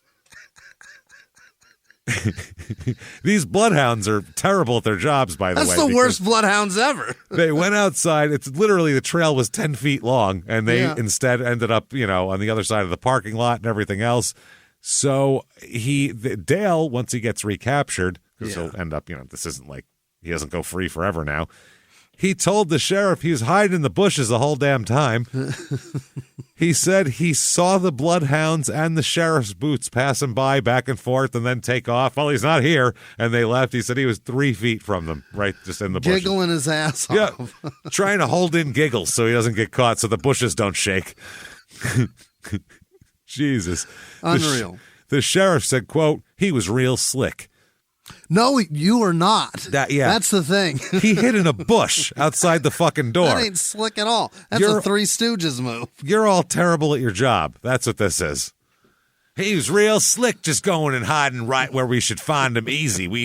He knew we'd never think of that. Unbelievable. What the fuck? So Dale took off from the bushes. Once they left to look for him more, he just walked away. And then he made it to the base of the Appalachian Trail, which starts down there. Where's the start of that? Is that in Tennessee? No, it's in Georgia. It's in northern Georgia there. Okay. Yeah. Right. It's in northern Georgia, and it goes all the way up. It goes past my house. Yeah, I was going to say it goes past fucking Pennsylvania. We could go there when we're done, and we'll fucking be there. I don't want to see it. Oh, no, it's pretty up here. Up there, it's fine. Oh, it's gorgeous up here. Yeah, it's a nice area. It's all like Pennsylvania's hikers. Yeah, Pennsylvania's just full of women with hairy armpits. It's those people. No, up here in New York, you'll just get offered a lot of joints. Like, hey, it's just people who want to go in the woods and smoke pot. And let's go for a walk. Chill out. Yeah, let's go for it. Might be dark out, maybe tomorrow, but we'll go. We'll go. Yeah. So he said that he made it to the base of the Appalachian Trail where he steals a red Honda. Okay. Of course, because he's got to do his thing. Hope it was that Prelude with the 4-wheel steering. Oh, those are badass, man. Those are fucking great. Those were fucking cool. When I was a teenager, I wanted one of those so bad. I liked them a lot, man. They were real expensive. Yeah, they were. They're $9,000. Yeah, I had like a 10-year-old Oldsmobile. I wasn't getting one of those cool things. I wasn't happy. I had a girlfriend that made a left out of a parking lot that had the median in the middle lane, and she tore the fucking undercarriage. Oh, my God. Jesus Christ. It was like 6-foot concrete. Tatum and Greenway is where she hit it. Oh, my God. Tore the whole undercarriage out of that thing. Four-wheel steering more. Yeah. So the passenger seat screaming, there's a median, and then we blasted it. That must have sounded horrible. She started crying, and I was like, I can't be here. I got to go. I think I'd cry if I did that too, probably. Just sit in the seat and sob. I think she was crying because she was super stoned, obviously, and she had to call her dad. He had to come over there and talk to her while she's super high with the whole undercarriage of her car in the street. Jesus Christ. Great car that was trashed. Oh, my God. What a fucking mess. So maybe that's what he stole. It was red. That's all we do know. It's red. Hers was red, too. Same thing. Oh, there we go. Maybe it was hers. So he stole that. Then he found in the Honda, a checkbook in the glove compartment. Let's write some checks. He takes the checkbook and buys a red Chevelle. He buys another car. A Chevelle, a cooler car. Yeah, this one's not stolen, too, so this is better. This one he owns, He owns this, with this red Honda's checkbook. He wrote a check with somebody else's name on it for a car, then got the title, has to put his name on this now. Yeah, I'm so sure there's a paper trail. There has to be. He's wearing a prison outfit. I feel like he didn't go to the most reputable dealership. Great point. Somebody's got like commission. A shackle with a chain dangling off it as he came up to buy it. Like people had to know that something was He up. drugged the whole ball there. He's got the ball and the He's chain. carrying it with him. Checkbook in one hand, ball in the other. He's like, I got you a check, mister.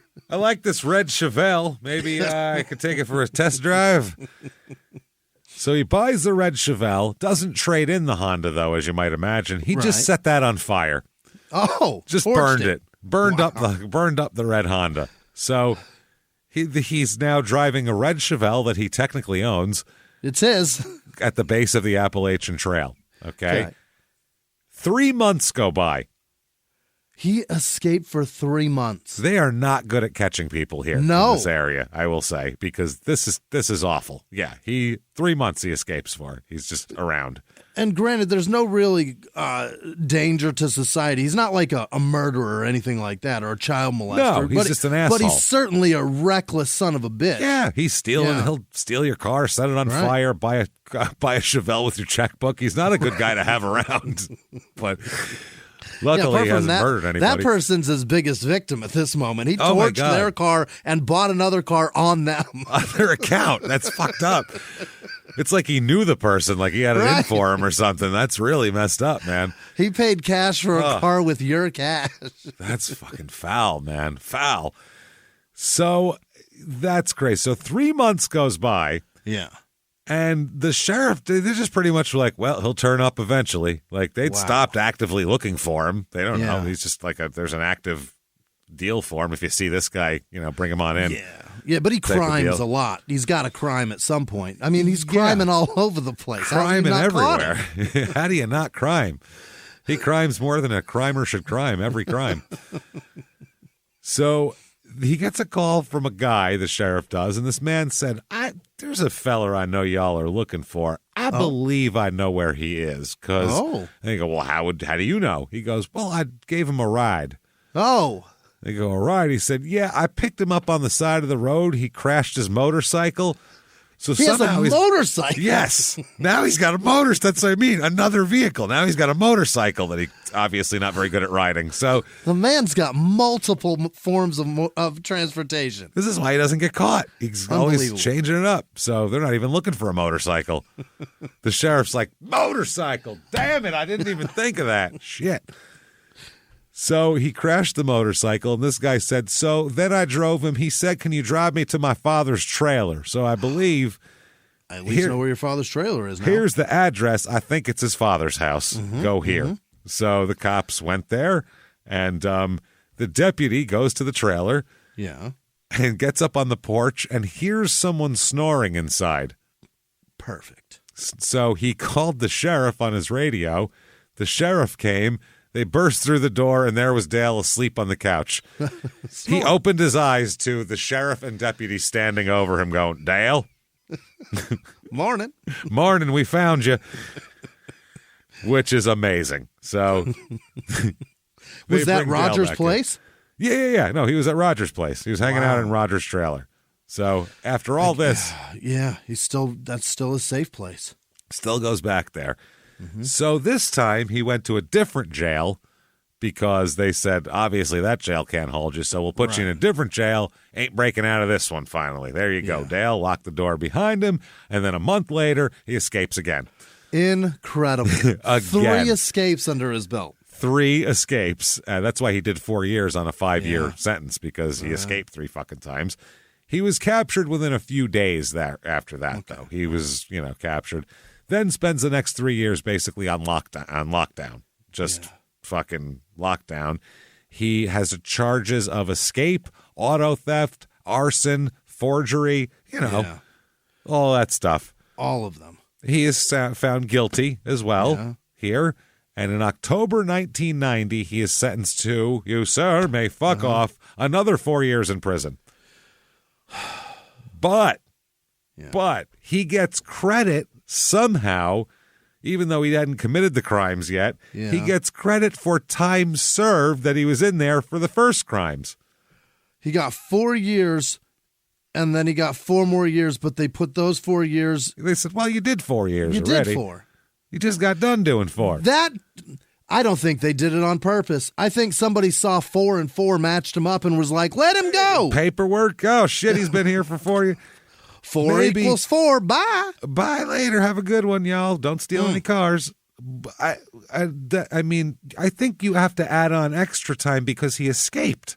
He did that in the commission of doing that time. Yeah. Therefore, you tack it on. That time has nothing to do with this other time. He wouldn't have done those crimes and gotten more time if he hadn't just fucking escaped. I don't even know what to say about that, but he is let go in November 1991. Unbelievable. They let him go. So that tells me they don't want him. No, he's a pain in the ass. Yeah. He keeps escaping. Yeah. You got to keep a constant eye on him or else he'll escape. I mean, Jesus. Most of the people in there, even if the door was left open, they'd go, you left the door open, because they don't want another charge. They're like, I'm just going to wait this out. Roger's like, I'll steal 5 cars, set one on fire, buy a Chevelle, get a motorcycle, and I'll be... They have a point there. Those 4 years, he wouldn't have done the crimes that got him those 4 years had they locked the door. They locked the fucking door. Maybe they said, you know what? Some of this is on us. We deserve that. Yeah. The first 2 escapes, that was on you. But this one, this is our bad. This is us. Yeah. We just left a door open on the first one, so that's not the second one. That's not great. So back to Roger. Okay, Roger by now has a new wife. Yeah. Not the woman he punched and beat against a wall. Yeah. She's gone. They're all gone. He met a completely different woman now named Desiree. Okay. She goes by Desi. Okay. Yeah. They had by now have a little girl named Erica already. Oh, boy. It's born about 1990-ish here. That's so while a Dale 50-year-old man. That's a 50-year-old man. Yes, absolutely. Jesus. At this point, 50-year-old man who is has a little girl now. So brand new father. Brand new father, of course. Yeah. So the problem is the relationship, the marriage, is not going very well with Desi. I can't imagine. Weird, right? Yeah. Here's his attorney, Richard Tunkel. Dick Tunkel, this is. Yeah. Old Dickie Tunkel said, quote, when Roger Hayes comes into my office, he comes to see me for a divorce. Yeah. So he wants a divorce. Now, Tunkel said he's only known Roger Hayes the last couple years, but he sounds nothing like the man who's been described all the way up till this point, according to his attorney. He said by now, he's a man who's found God, changed his ways, not the same guy. They said that he's a doting father and loves his little girl Erica and spends all his time, reading her bedtime stories and no drunken escapades and no beatings, no shotguns, no ketchup bottle. He doesn't even like ketchup anymore. Late bloomer, He's gone all mustard. Yeah. You needed to wait till he was in his mid-50s to not be a complete menace to society. Perfect. Yeah. So now he said that right after Dale gets out of prison, he moves in with Roger, Desi, and their kid Erica here. Okay. So you got Dale, Roger, Desiree, and a baby, essentially. Yeah. This is a strange household. Near 30-year-old man? Is that how old? At this point, he is 24. Would be Dale. 24 years old. And we got a real weird multi-generational. This is like Modern Family, but but North Georgia style. Yeah. Somehow trailer weirder. style. Yeah. It's different. So, after he's been there a while, this is a quote from Dickie Tunkel here, the lawyer. After he, meaning Dale, has been there for a while, Roger starts noticing what looks like Desi and Dale getting together. What? His wife and his son. Oh, boy. Quote, he's getting suspicious about how they're acting. All right. So, no proof. He doesn't, but but also this guy's a very suspicious guy, and he's. Sure. Yeah. Imagine the reasons in his mind, quote unquote, reasons he gives for beating the shit out of his family. Perceived slights. Yeah. His paranoia is deep. He's been runs real deep. And Jesus and the God that he's found is trying to talk him out of it, but he's in it to win it. He's trying hard. Yeah. So he said that he's getting suspicious about how they're acting. But, like we said, could be his paranoia. Well, Dickie Tunkel says no. Quote, so he comes home one day, and Desi and Dale have taken off with Erica. Oh, they've left. They left, took the baby, and fucking moved out. Gone. He's going to raise his daughter's sister. Apparently, that's the plan? That's what we're going to get to now. Okay. So, this is, he's a fucking ex-con who torches cars and steals shit, and he's known for being able to escape from jail. He's also known around town as a guy who can down multiple fifths of vodka and still be able to stand and function. Fifths of vodka. And still be like, he's known for it. Like, oh man, you can't drink him under the table, buddy. He can still walk away after 3/5 of fucking Belvedere. The man, not Belvedere. He's drinking 5/5. That's one. That's one vodka. A whole. He drank a whole vodka. That man. We call that man whole vodka. Why? Because he drinks 5/5. 5/5. We call him whole number. Wow. What the fuck? So that's a good couple, I think, here. So this is like 95, this is like 96-ish. So Erica's like 6 years old. Wow. It's fucking very interesting. He says here, by the way, I'll just give you from a court document here, okay, later on. Oh, Roger Hayes and his ex-wife, Desi, were involved in a custody dispute over their 7-year-old daughter, Erica Marie Hayes. Roger had custody of Erica, and she lived with him and his then-wife, who we'll talk about in a minute here, Kathy Rosemary Hayes, in a mobile home. At that time, Desi was married to Dale Hayes, who was Roger's son, making Dale Erica's stepfather and half-brother. That is a daddy brother. This is my daddy brother. This is my brother daddy. God. This is my brother daddy. Listen. Have we had a brother daddy before? Is this have we hit a hillbilly first for small town murder? Because that doesn't happen often. That's too much. Did it take 431 episodes to get a fucking brother daddy to happen? Did I ever tell you my dad's ex-wife's kid married her sister's kid, or her sister's ex-husband? And what the fuck does that mean? Is that a niece daddy? What's the hell kind of? Oh, God. My dad's ex-wife had 2 daughters. One of them married a man, divorced him. Then the other daughter married him and stayed with him. But both daughters had children with him, and their kids, to his face, call him Uncle Daddy. Uncle Daddy. Oh my God, my head hurts. Uncle Daddy. My head hurts, and this is not in northern Georgia. That is in Arizona. Yeah, it does not surprise me either. After living there for 23 years, there's a few Uncle Daddies going on now. That's gross, you guys. Stop it! I feel like Brother Daddy's even weirder, no? It is, yeah. It's weird. It's so much closer. That's too deep. It's so creepy and weird. It's like if you're in the pool of incest, you're just walking deeper and deeper to the diving section. Your of chin Brother is Daddy. You're like, hold on, I gotta put my chin up so it doesn't go. Okay, it's as much as I can go. Brother Daddy, your mouth's in the water, and you're just like, and you're breathing out heavy. You're breathing out heavy to push the water away so that you can breathe in. It's a mess. Brother Daddy, too close. So this is from that article, by the way. I like how she put this. Stories like Hayes's do seem to emerge from the recesses of decency, the back of the backwoods. But something about the way Hayes explains himself is thoughtful. He's articulate. Yeah. Okay. Great. Yeah. Wow. So Roger, the dad's going through the divorce, and he has temporary custody of Erica. He's got Erica. He meets a woman named Kathy Van Hook at this point. Yeah. Kathy Van Hook is 16 years younger than him. Yeah. And they hook up.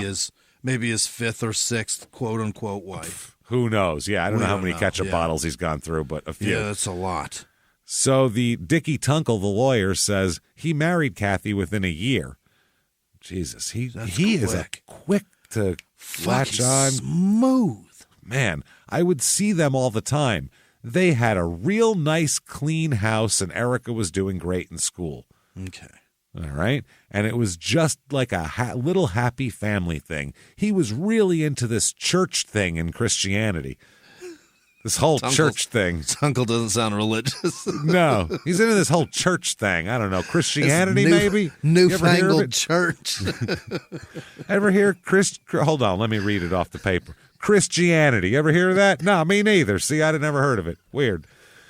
And the lawyer said, I've never really picked up on that before. Like he wasn't into religion. Yeah, I didn't realize that. Yeah. He said he'd see them together around town, sitting together and, quote, nuzzling like lovebirds. Well, yeah, if you're in your 50s and you got somebody in her 30s into you, you're going to nuzzle the shit out of her. I'll nuzzle you up, girl. So not only that, they're newlyweds and they've only been together for a little over a year. So, I mean, they're still new. It's still new. Yeah. He said, apparently they were doing great and I was gratified. The child was in a good home. Daddy loved his little girl and took care of her and was married to a very good woman. So it seems like Roger apparently has turned it all around here. It's late, but better late than never, I suppose. But he's done so much horrible shit. So much bad. He's killed people. Truly, He's molested his kids, beat his wife with a ketchup bottle and a frying pan, shot a guy to death, shot his wife. He's ruined lives. He's a terrible man. Being fine when you're too tired to fucking be a dick anymore doesn't make up for it. On the course to redemption? Jesus Christ. He's just got a knee injury and a sore knee and stuff. It's hard to get out and do all that. He's just more into relaxing now, that's all. There's a dead man. Now, Dale says it wasn't like that at all. He wasn't all happy and flowers at this point, like the lawyer says. Dale said no. Dale said his father would harass him and Desi and would take pictures of them, which makes sense because if there's something that looks like unsafe for the kid, they're in the middle of a custody battle. Right. So for him to take pictures of, if they have like a big jagged piece of metal sitting out in the front yard or some shit like that, you go, hey, look at that. Can't have the kid playing with that. Right. Stuff like that makes sense, but this makes less sense for that. Okay. You can't spin this for Rogers doing something nice. Dale also accused him of, quote, firing a gun in their front yard and then peeling out and spinning out in the dirt in their driveway. Oh, my. Yeah. So, and according to him, it's more than just court documentation. He's harassing them and he's mad, which I would assume he would be mad.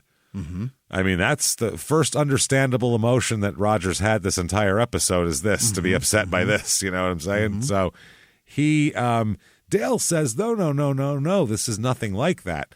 He claims, even though this isn't true, because in reality, Roger came home and they left with the kid. But he says that, no, I didn't even meet her till after she separated from my father, which is not true because he moved into the house while they were together and she was there. So he's seen her. I seen it. Yeah. He never, by the way, mentions and like he doesn't bring up that he lived with them at all, which is on record as being a thing. He says he offered Desi, his stepmother, just being a nice guy, and his half-sister Erica a place to stay until they could find somewhere better to go. You don't understand. I'm a great guy. I'm a good guy. Yeah. And she slipped and fell. And I scooped her, and it was romantic. And it's too much. You ever seen in the movies, they're having a snowball fight, then they fall down giggling, and one's in each other's arms. You just go, well, I guess we're just going to, we're so close, you might as well just put it in there. Be my mommy lover. Okay. And then we just do it. It's happened to everybody. We've all seen it. Be my mommy wife. Yeah. Will you be my mommy wife? That's the proposal, I'm sure. So gross. What the fuck is happening? But he said, what? Before she could find decent shelter, an affair started. Yeah. So he says he was just sitting around going, oh, no, not my poor little half-sister who I've just met and my fourth stepmother that I've had in my life that whatever. They need a place to stay. That's all it was. Pure innocence here. Pure innocence. Right. That's amazing. It's not necessarily, Pornhub, this is the homepage every day. This is half of porn. Stepmom is a thing for sure. He's taken it to another level. There's no category for marrying your stepmom and being a father to your little sister. That's not a category. That's not a fantasy that anybody has, I don't think. Not at all. It's technically not incestuously illegal, but it's certainly fucking weird. It's absolutely strange behavior, we'll say. So I know a girl who fucked her sister's husband's son, and it's a step nephew. That's still creepy. Gross. Still gross. This is, it's you can't do it. He's shouting out, "Oh, mama, I'm gonna come," and he means it. That's not good. When you're in the middle of sex, you should be able to think of the way you met this person is nobody would question this. If I told somebody I just fucked this person, where'd you meet her? From here. Oh, you guys don't know each other. That's great. But if I fucked my sister's husband's son, you did what? What's that now? That's wrong. Where'd you meet her? while she was marrying my daddy. That's how we met at the wedding. Where did I meet her? When I went to visit my pa. Well, I stood next while I was daddy's best man. He said, "This here's my wife." And I said, "Is that right?" Is it now? He then said, quote, Desi and I never had a stepson-stepmother relationship. Yes, you did. According to Pornhub, you had the most stepmother-stepson relationship. This is you had the quintessential one. The quintessential. He said, if we would have, then I could see where it would look perverted. No. But now I'm just fucking I'm fucking my mommy wife, and I'm being brother daddy to my little sister. There ain't nothing weird about that. When you've got multiple ways that you can describe somebody in your relation, it's a problem. They should be related to you once. Right. Just they once. got one title. One title. Once you add more onto that, okay, now we got another. This is a whole issue here. Boyfriend, stepnephew. No. Mother. How's Erica going to go to school, and what's she going to say? Who's that picking you up today? Oh, my stepdaddy brother. Oh, they're both here? Nope. No. Mostly he's my half brother, but also kind of my dad. Also, he plows my mom. They got married in October 97. Yeah. And she and that boy are not step. That's half. That's half, not step. That unzip the DNA. They both have one half matches. Half matches. Not good. They get full on married. So now she has married a man and his son, which is. Oh, my God. Desi, your decisions are. Wow. And the two guys she married, too. Neither of them are great guys. So. Right. What is up with her decision making? Her picks are terrible. Wow. Her radar is definitely jammed here. So. That's October 1997. And during that time, too, a judge granted Roger and Kathy full custody of Erica. Yeah, because mom's decision-making is super questionable. Yeah, he basically got Roger and Kathy up there, and he goes, y'all related in any way? And they said, nope. And he goes, well, it's way less weird than what's going on over at mom's house. Win. So you win. Take her. Take the girl. The judge, oh, my God. This is fucking insane. See why we're doing this episode? Gross. The murders are even crazier. Where do we get Hasn't even happened yet. Hasn't even happened. We've had murder, plenty of yeah. violence and everything, but murder hasn't happened yet. So the judge allows Desi only supervised visitation with Erica. Okay. And Dale is not allowed to be in the presence of the child, according to this judge. How did his dad make him out to be the piece of shit? That's I'm telling you, right? He doesn't even have any victims. He figured it out. Unbelievable. But yeah, I guess Dale at this point is like, he's an ex-con. He's this, he's that. Well, so are you. Right. What did you go to jail for? Fucking manslaughter? At least he just stole a Honda and set it on fire. Just keep your checkbook away from him. Dickie Tunkel said the judge based his decision partly on evidence that Dale and Desi were caught. This is the reason why. Driving. I can't make the Jimmie. Okay, it's bad enough he married. It sounds. I swear to God, this is real. First of all, before I say this, because people are going to go, okay, he married his stepmother, his daddy brother. This is not real. Once I say this, they were caught driving 100 miles an hour on the wrong side of the highway. Driving the wrong way, 100 miles an hour on the highway with Erica in the back seat. No fucking way. What the fuck is going on? Not just 100 with the kid in the car, the wrong fucking direction on a one-way highway. More endangerment has never been done. It's impossible to endanger a child more than that. No. This is the Russian roulette of driving, is what that is. Yeah. That's fucking crazy. Why were they doing that? Dale, I mean, why is anybody doing anything in this story? That would be a whole other... Holy shit. We'd need to both become psychologists. It would take 10 years of schooling for either of us to figure this out. We're both too dumb for this. At 3 a.m? Like, was it just a no traffic time or... Then that's even worse, because then why the hell's the kid why is out the in kid the car? even awake? The whole thing's a mess. Oh, There's my no God. excuse for what's happening here. This is crazy. They said that, as well as Dale's criminal history, That kept Desi away from custody of Erica. Wow. So now this is crazy. So now the custody order was just a temporary one until the dust settles. Dale said this devastated Desi. Devastated her. She was just brutally sad. Well, she's got to be devastated because she chose this path. Yeah, she chose him, and he's the only reason she can't have her kid. Yeah, I'm sure. Without him, she wins. Who do you think was driving 100 miles an hour up the wrong side of the drive? You think it was her? I bet it was him. Something tells me. He's like, that's all right. But every strike against her that's sending that kid to, it's all him. Yeah, it's all him. That's what I mean. He was the one driving the car, but it doesn't matter at that point. They're all in it together.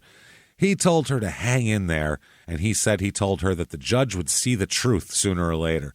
Yes, and take this kid away from all of you and put it in social services. That's what the judge should do. This is all a mess. Nobody gets this child. I'm sorry. Holy shit. Hang in there. It's not it's not an appendix. Her life is in shambles. Just hang in there. But Dale is not doing so well himself. Yeah. December 9th, 1997, it all comes to a head here. Oh, boy. Dale starts the day out by drinking. Yeah. 5/5. Almost. Yeah. A bottle of wine. Yeah. 4 beers. And he's like, this is for amateurs. Fuck this. Yeah. He then drinks 3 bottles of vodka. 3/5 of vodka. He's had a whole. That's 4 beers and a bottle of wine. That's equivalent of a fifth. I would assume so. Yeah. So no, the alcohol content's different. Shot by shot, but not maybe shot volume. to a glass. Volume is certainly more. Yeah, because it's glass of wine to shot of vodka. So that would be an ounce of vodka. So it's only maybe 4 shots. Yeah, a shot is an ounce. It's a lot. 4 glasses of wine, 4 beers, and then 3 bottles of vodka. Jesus. At what point do you fall down and not get back up? Yeah, that's a lot. I couldn't drink that much physically. No, I couldn't get it in me. The amount alone. How does your stomach stretch to accommodate? It's insane. He's hanging out drinking with his nephew. This is Dale's nephew and Roger's grandson. Okay. So I assume it's one of Roger's daughter's kids. Gotta be. I think. Okay. Yeah. So this is David Andrew Parson. Know what he goes by? Drew. Exactly. Yeah. Exactly. Of course he does. Yeah. So he goes by. No male in this story goes by their first name. I was gonna go with Andy, but no, it's Drew. Yeah. Drew. Yeah. So Drew, by the way, at this time, again, making it a wonderful environment for a little girl, is living with, he's 16 years old. Yeah. And he's living with Dale and Desi in what is described as a, quote, dilapidated trailer on U.S. Highway 76. His address is U.S. Highway 76. U.S. Highway 76. Dilapidated trailer. U.S. Highway 7. You'll find it. Don't worry. You can send postcards with that address. Oh, my God. So he's 16, and he's hanging out that night because he lives there. They're hanging out. Dale and Drew are hanging out drinking vodka that night. Drew's drinking vodka, too. Good Lord. Then Dale and Drew played what is described as a knife-throwing game. This man has had 3 bottles of vodka, and he's throwing knives. This is... Let's get a little girl in here. You know who should live here? A 7-year-old. I miss my daughter so bad. Jesus Christ. Which is worse? I just want social services to take this kid. There is not a good household around here. 3 bottles of vodka. No matter it's a game or not, they're throwing knives. And he's doing this with an intent and purpose to win. Like, what the fuck is the game? February is the month of love, and we all deserve a little something special. Dime Beauty is having their annual Valentine's sale right now, where you can get 25% off everything with code VALENTINE. It's the perfect excuse to refresh your beauty routine or pick out a thoughtful gift. At Dime, clean is more than a standard. It's their promise. Dedicated to skin-conscious ingredients, they focus on creating beauty, skincare, body care, and fragrances that are safe, gentle, and free from harsh chemicals. With Dime, you can trust what you're putting on your skin every single day. If you're looking for the perfect nighttime anti-aging cream, their TBT cream is a must-try. It's packed with clean, age-defying ingredients that nourish and hydrate your skin while you sleep. But don't just take my word for it. Over 3,000 five-star reviews speak for themselves. Whether it's skincare, fragrance, or a little bit of both, Dime has something for everyone. Visit DimeBeautyCO.com and use code VALENTINE for 25% off right now during their Valentine's Day sale. Grab your favorites before it's over. DimeBeautyCO.com. Creating really great retail experiences is tough, especially with multiple stores, teams of staff, fulfillment centers, separate workflows. It's a lot. But with Shopify Point of Sale, you can do it all without complexity.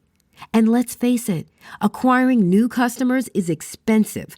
With Shopify POS, you can keep shoppers coming back with personalized experiences and first-party data that give marketing teams a competitive edge. In fact, it's proven, based on a report from EY, businesses on Shopify POS see real results, like 22% better total cost of ownership and benefits, equivalent to an 8.9% uplift in sales on average relative to the market set surveyed. Want more? Check out at shopify.com/Wondery. All lowercase, and learn how to create the best retail experiences without complexity. Shopify.com/Wondery. That's crazy. So Dale, they're doing this in the living room, by the way. Yeah. A knife throwing game. It's a indoors. dilapidated trailer. There's not a lot there that matters if it gets stabbed. Doesn't matter. No. Puncture it. Who cares? Yeah. Dale takes a break because he needs to throw up. Doesn't go to the bathroom. He just walks out on the porch and throws up off the end of the front porch, which is all class. God. That's all class right there. You want everyone to witness your puke. Class. Then he came inside wiping his mouth. Yeah. And he said that, quote, I gotta go hurt somebody and hurt them bad. Now, after he's thrown up. Jesus. The throwing up gave him a revelation of he needs to go hurt somebody and hurt him bad. Wow. So they took Highway 76, which stretches from the South Carolina border and bisects from Clayton there. Yeah.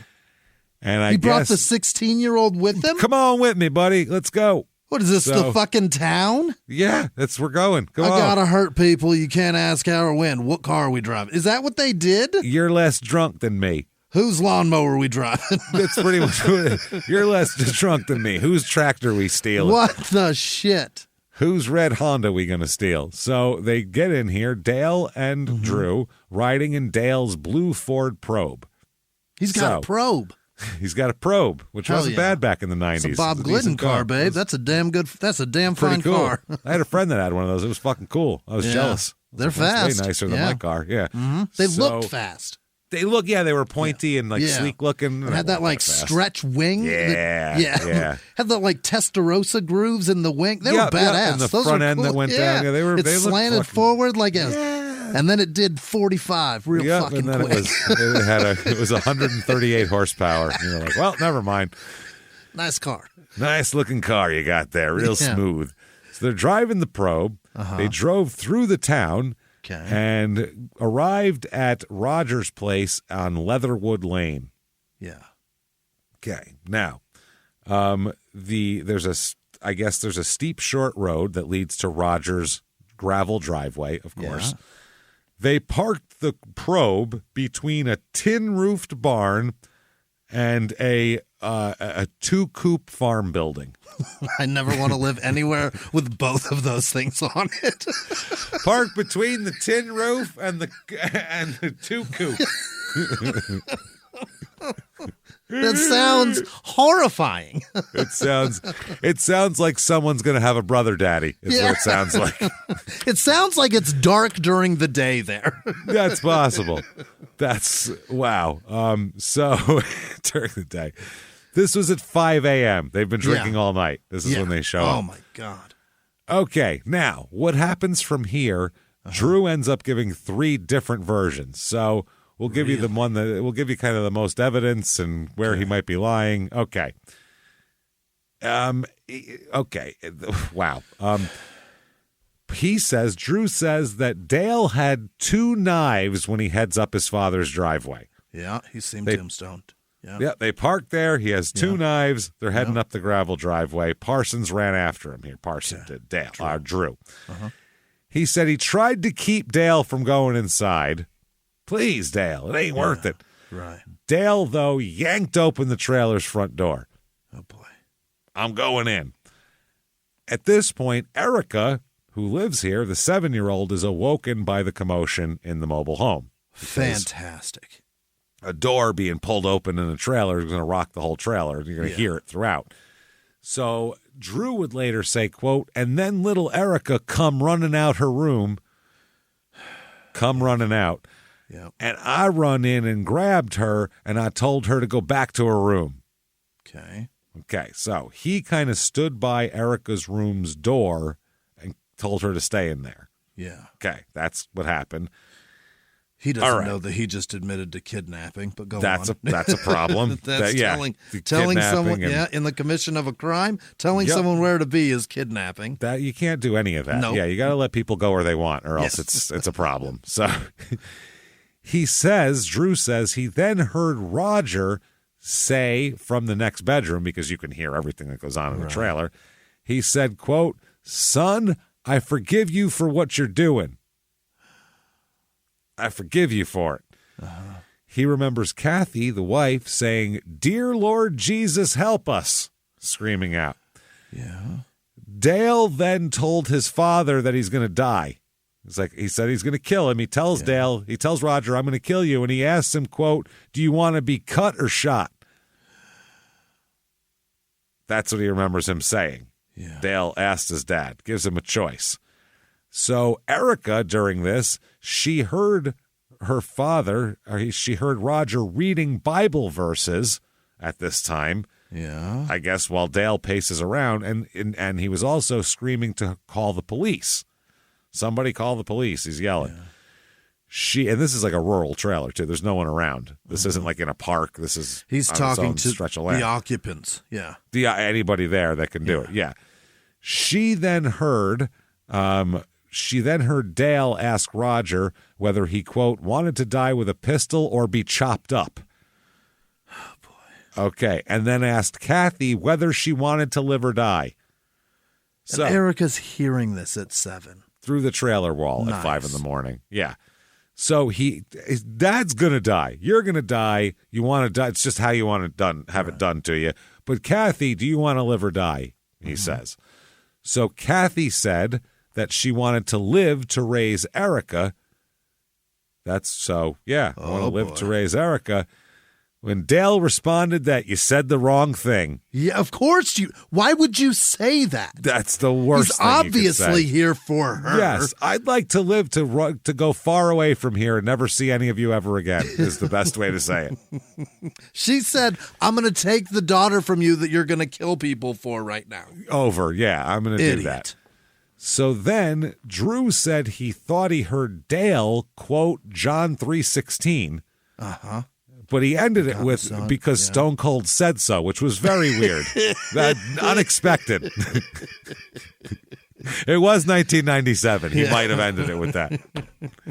He said, talk about your John 3:16. How about Dale 3:16 says, I just stabbed my daddy.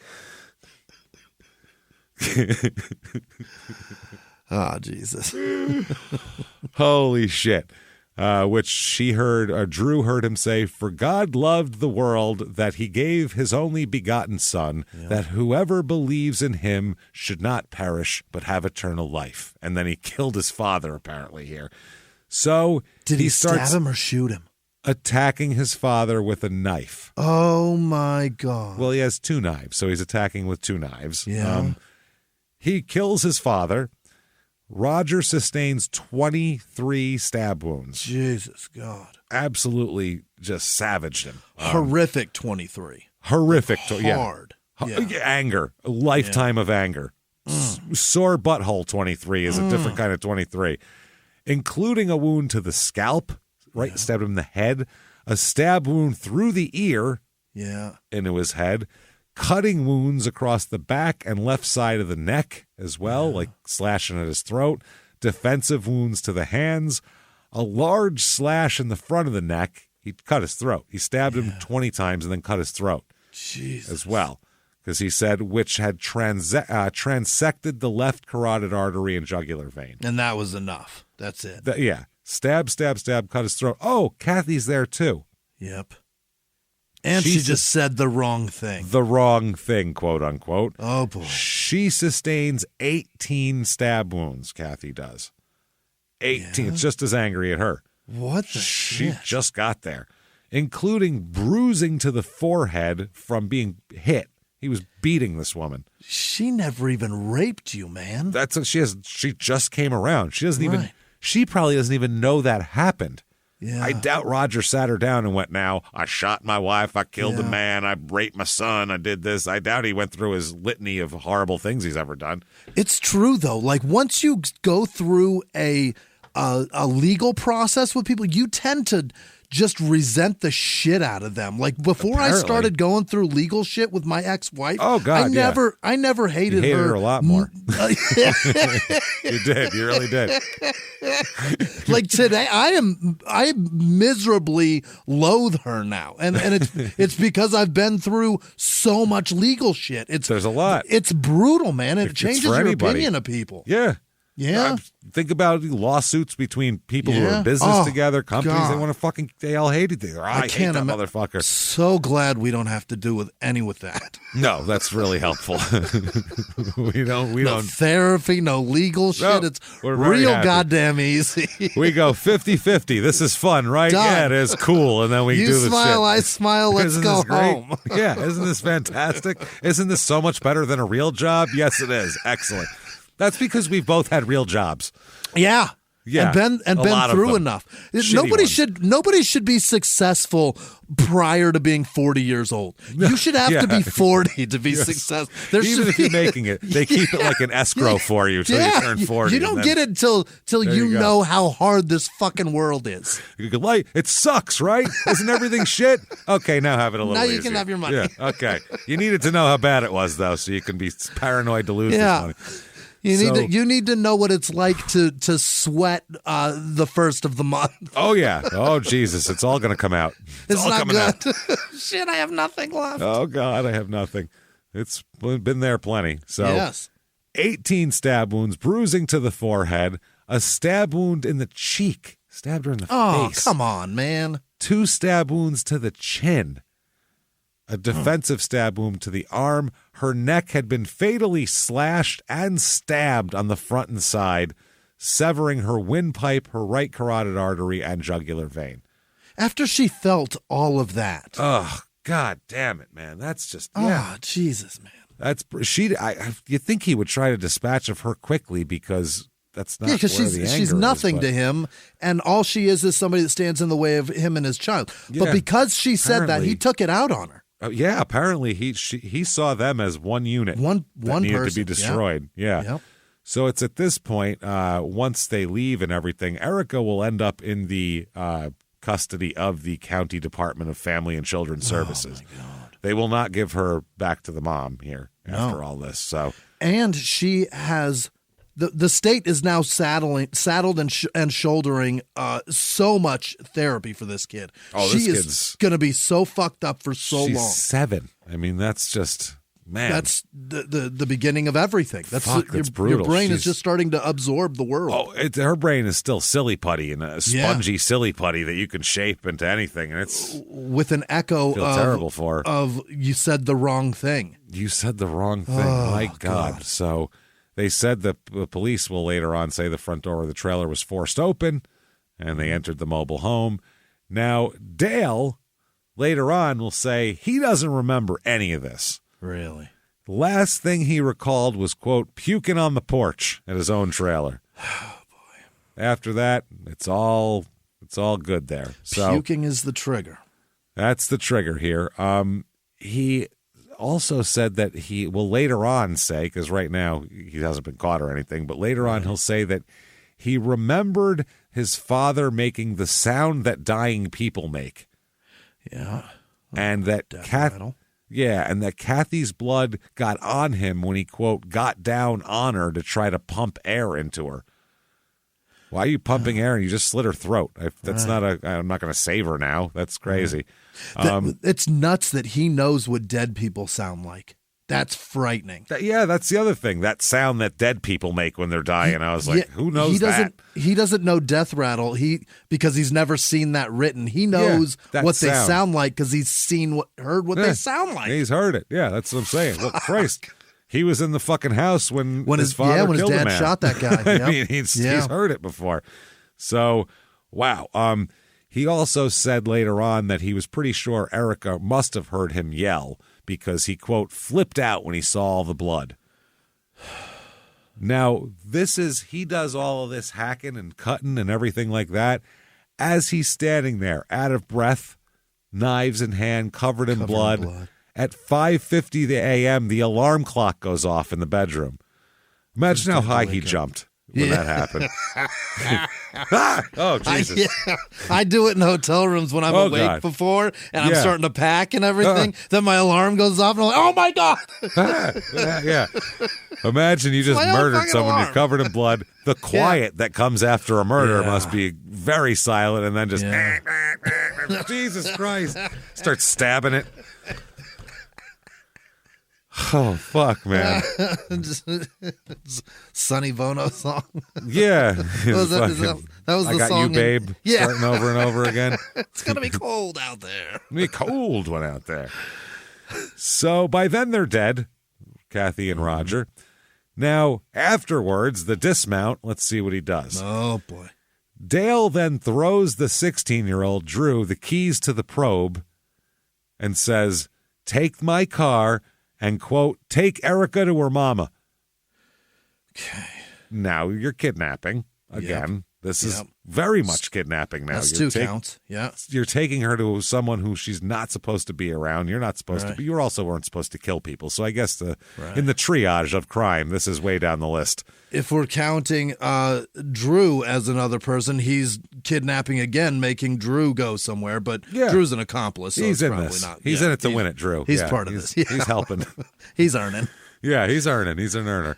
So the sun's starting to come up, so in a little bit, they know it's going to come up. So he told Drew to move fast. Let's go. Yeah. Someone's going to discover these bodies one of these, pretty soon, and we're going to be. The alarm just went off, so he's supposed to be somewhere. Exactly. Soon, so we got to get out of here. He's definitely supposed to be. Someone's expecting him. Yeah. Dale takes off. His first stop is at his mother's house. Yeah. His own mother's house now. Okay. Faye. Which is a few miles down the road from his own house on Highway 76. Okay. He was crying when he showed up. Covered in blood. Blood and tears. Yeah, and drunk. Very, very drunk. And he told his mother that Roger had driven him crazy and made his life a living hell. That's true. And Faye's like, join the club, sweetheart. Yeah. I mean, Jesus. He tried to kill me several times. Ain't we all been there? I still got a scar from a ketchup bottle, So then he said... To this day, I eat Heinz just because I won't touch that Hunt's. I won't go near that Hunt's, boy. I still got an imprint of the label on me, and I don't want it anymore. He said that, and the other thing, I think I killed Roger and Kathy.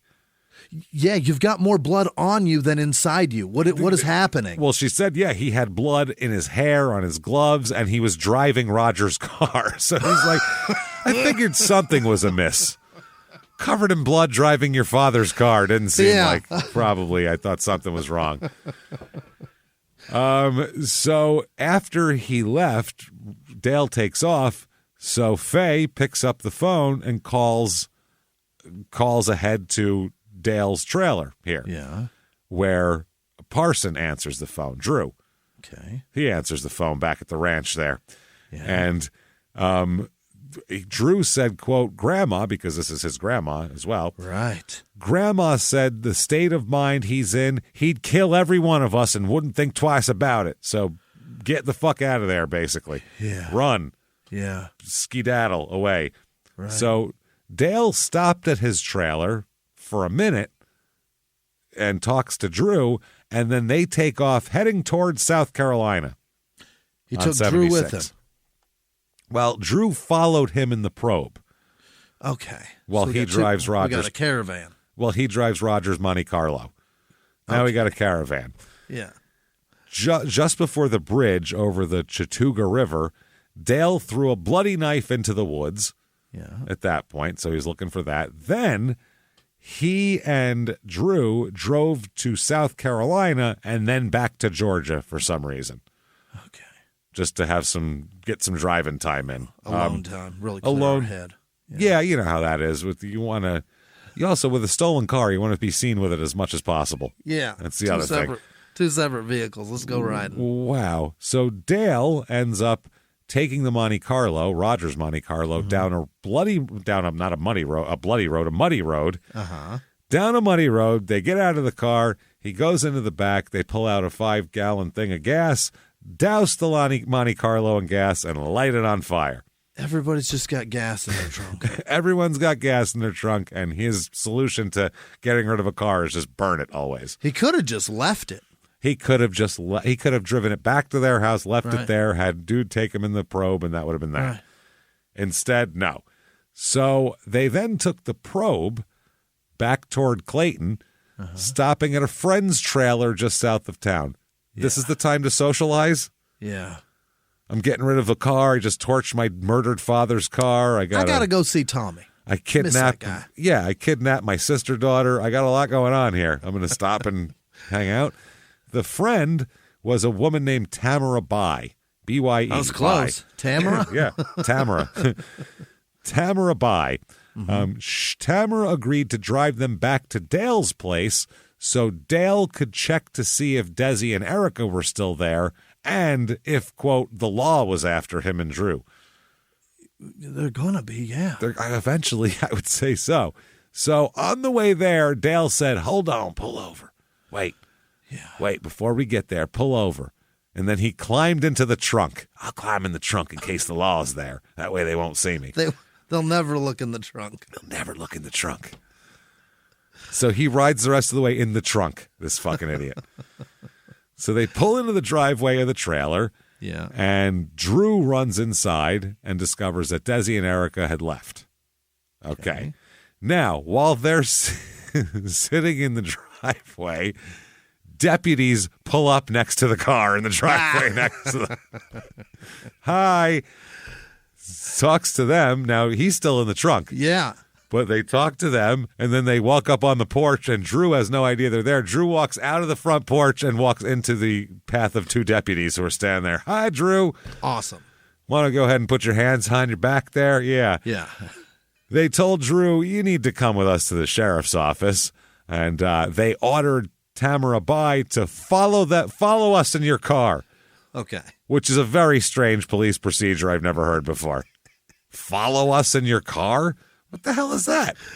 Is she not part of the investigation? What are they going to question her? They don't know? If she's driving one of the participants, I would say at that point, I'm curious, you know?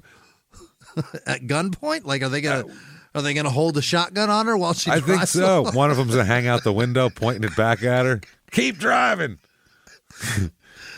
So they said, do that. Drive us. So Dale's still in the probe? He's still in the trunk of the probe. This could be the worst way he dies. Imagine hearing the cop radios going on. You're going to come with us. And he's like, oh, shit. Damn it. He's in the trunk just giggling. At the same time, he's lucky he's in the trunk, or else they would have fucking cuffed him up already. So, by the way, why didn't they say, we're going to the sheriff's office, we'll follow you? We'll follow you. Yeah, that way You'll be in between the two cars. Maybe there. And also, we have a tow truck on its way for that probe. You follow us there. Which they don't know if there's evidence in there. That's terrible police work. Like, if we'll there be could back be for that evidence probe in a minute. Yeah, she could be wiping down the interior while she's riding. Sneezing on things. Who knows? Spraying bleach all over in there. Yes. Stop contaminating our evidence at this point. Instead, y'all drive that behind us. So she parked in the sheriff's lot, and investigators brought her and Drew into jail. Into the station for interrogation and questioning. Yeah. They take Drew to juvenile jail.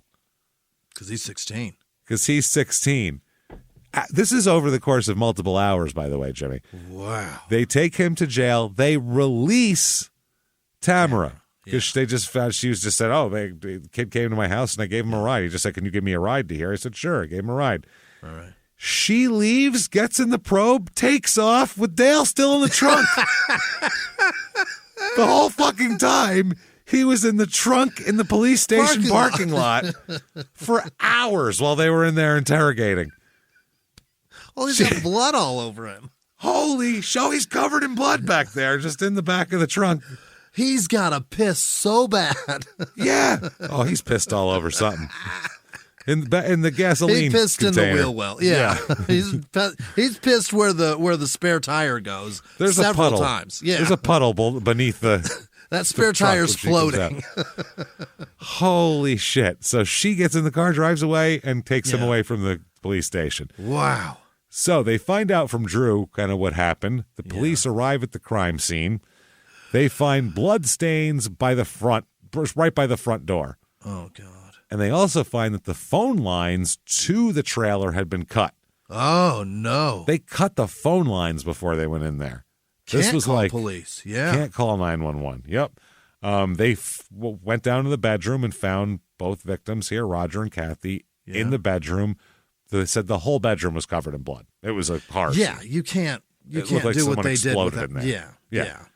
20, I don't 41 know stab wounds altogether, including that's a lot. throat cuttings. Two slashings. Yeah, it's crazy. Yeah. What do we got? 7 pints of blood in us? 8 or something like that? It's not a lot, right? They're all over the maybe fucking 9. room. There's all of them are there. Maybe 9, 10. What do we got? 3-4 gallons in there? I don't know. I don't know. I have no idea either. I'm not I know making that you fun. can I don't know only either. you can only give 1, and you can only do that every 6 months or something. So you got to have enough in there. 9 seems like a lot. You're not giving like a third of your blood away, probably. 10% seems like enough. 10% seems fair. Yeah, That seems high too. Yeah, it's a cut. You know it's what I a mean? good amount. Yeah, but I give think an agent or a manager. Yeah, Enough for me to survive and for you to wet your beak. and for you'd have lunch.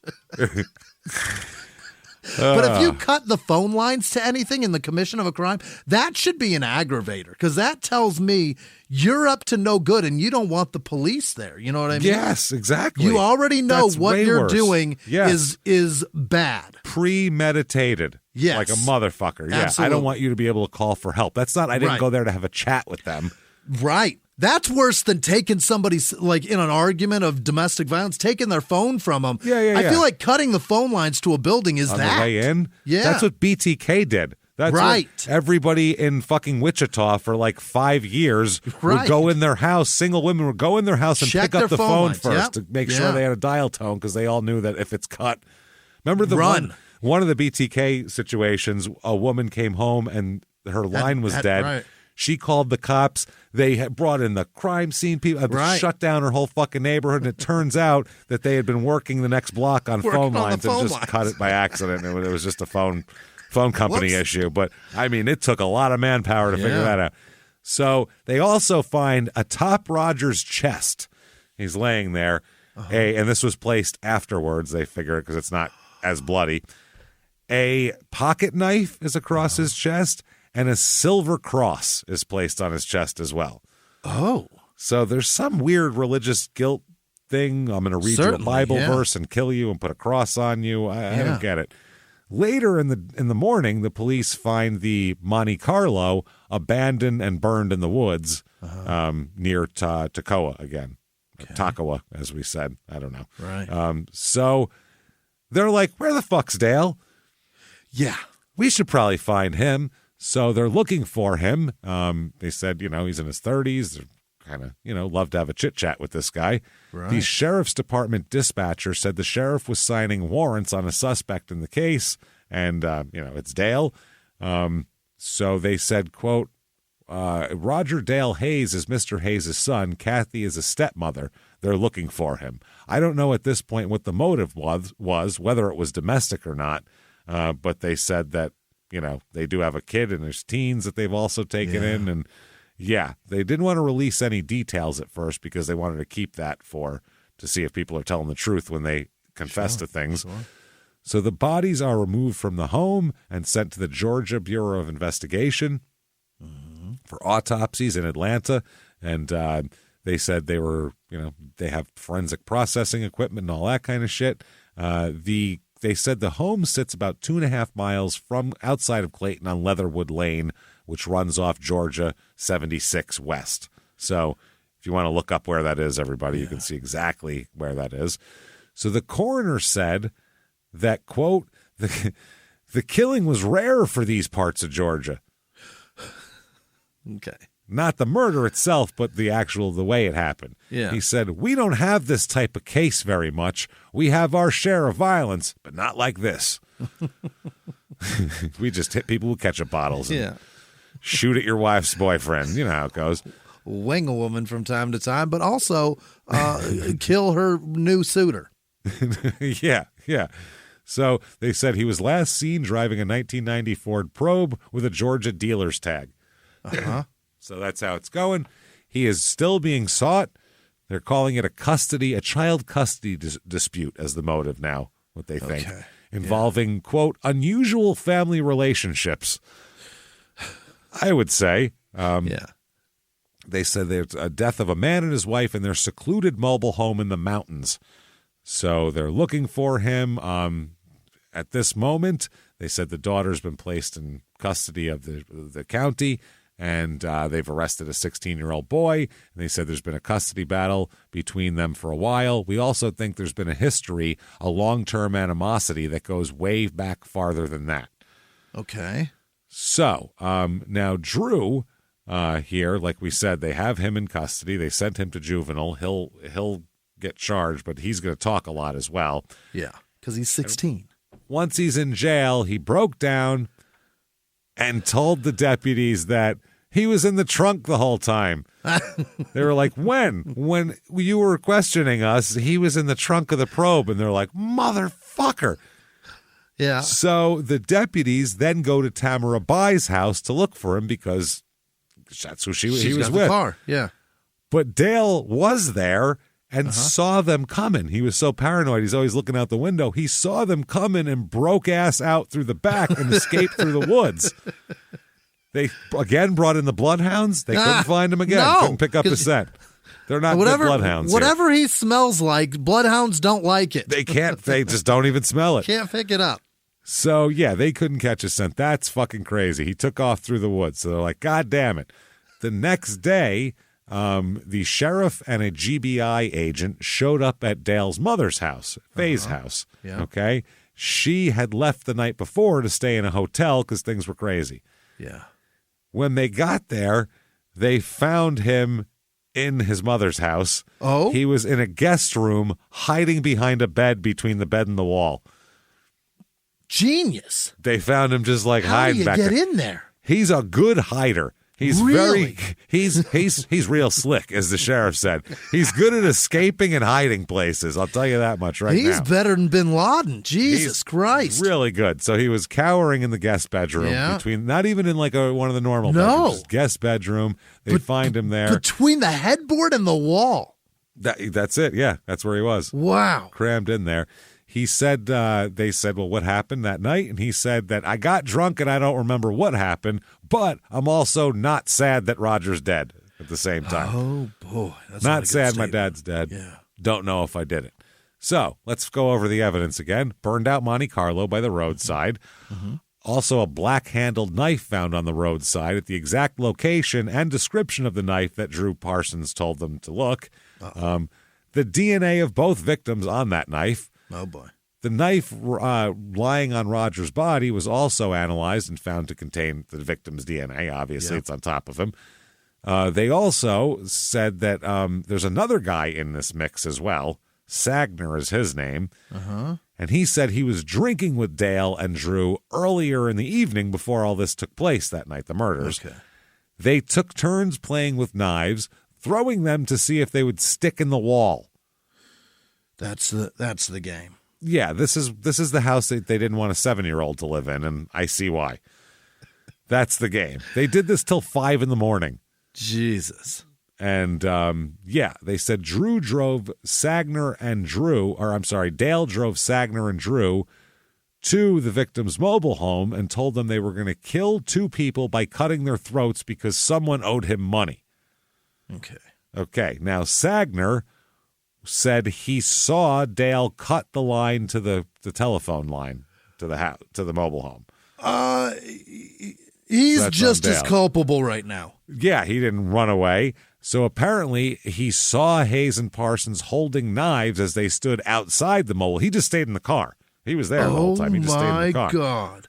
He said that while they went inside, he got back in the car. Mm-hmm. And nobody disputes that. So he wasn't in there. And then when he returned, when the two of them returned, he said Dale was bloody.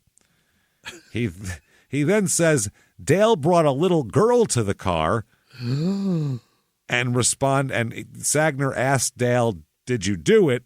And he said yes. And he had a 7-year-old with him.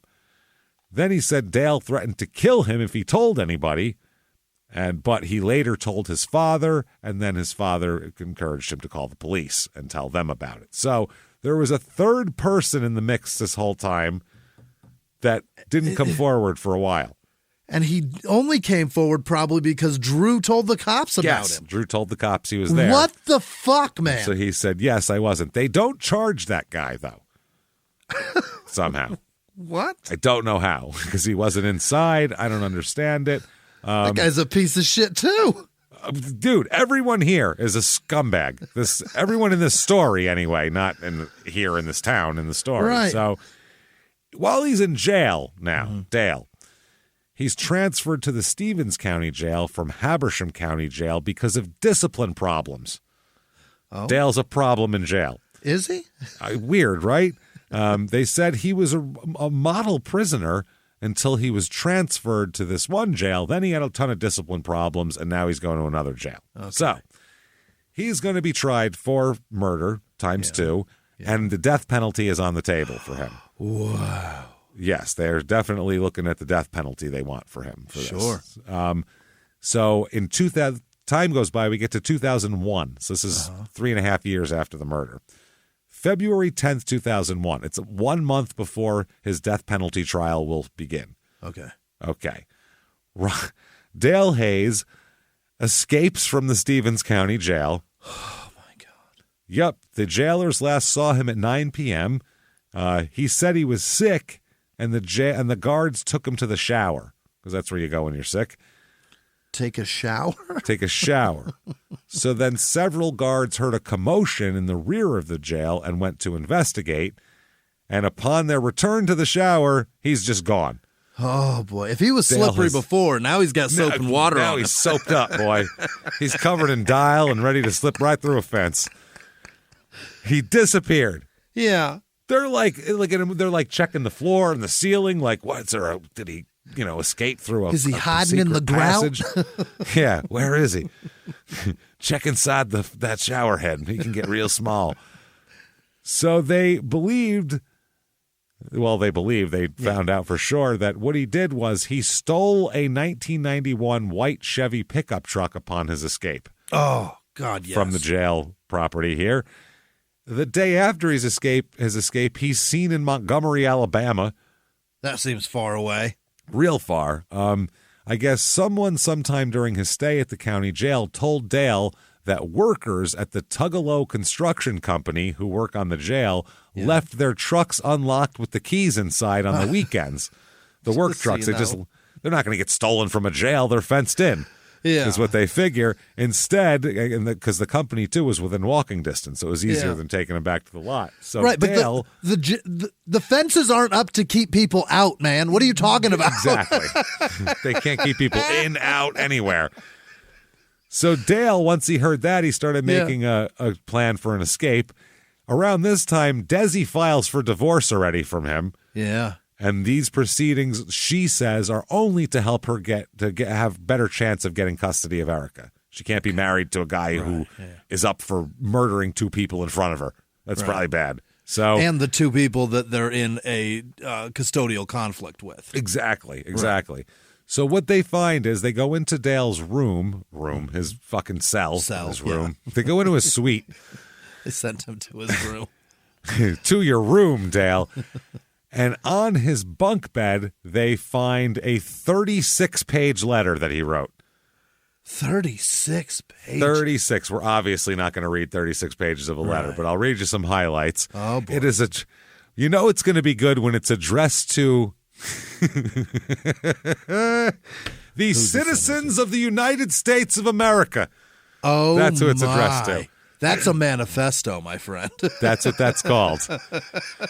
That's everything. He said, I've had a really hard/rough life. My childhood was a nightmare in itself. Well, you may be wondering, why are you telling me this? Are you guilty? That's what I want to know. Okay, we will get to that part. As I say, I have nothing to hide. Oh, dear God.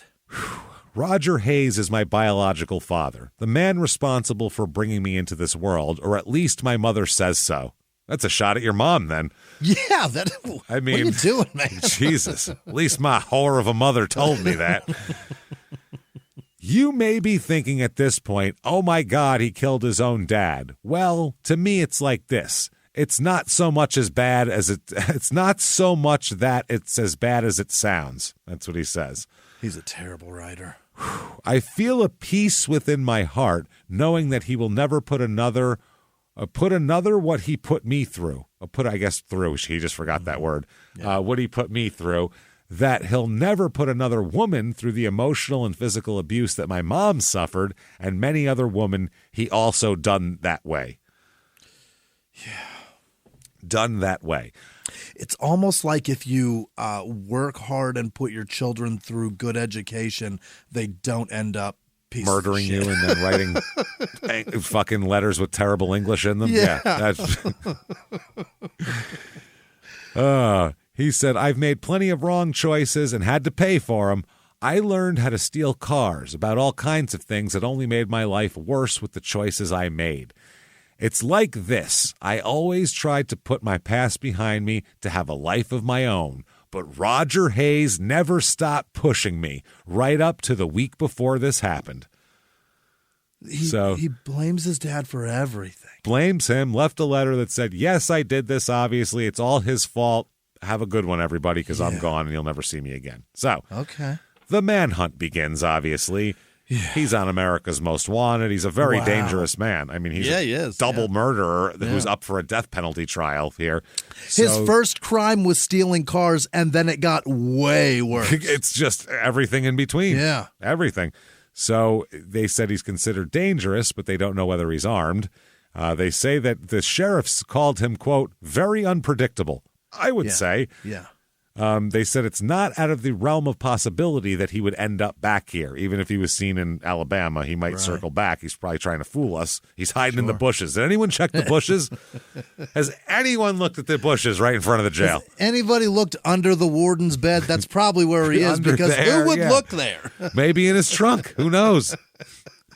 So he said the victims' families were notified of the escape, and the department has made arrangements for their safety. They said the FBI is also involved in the search now. Yeah, of course.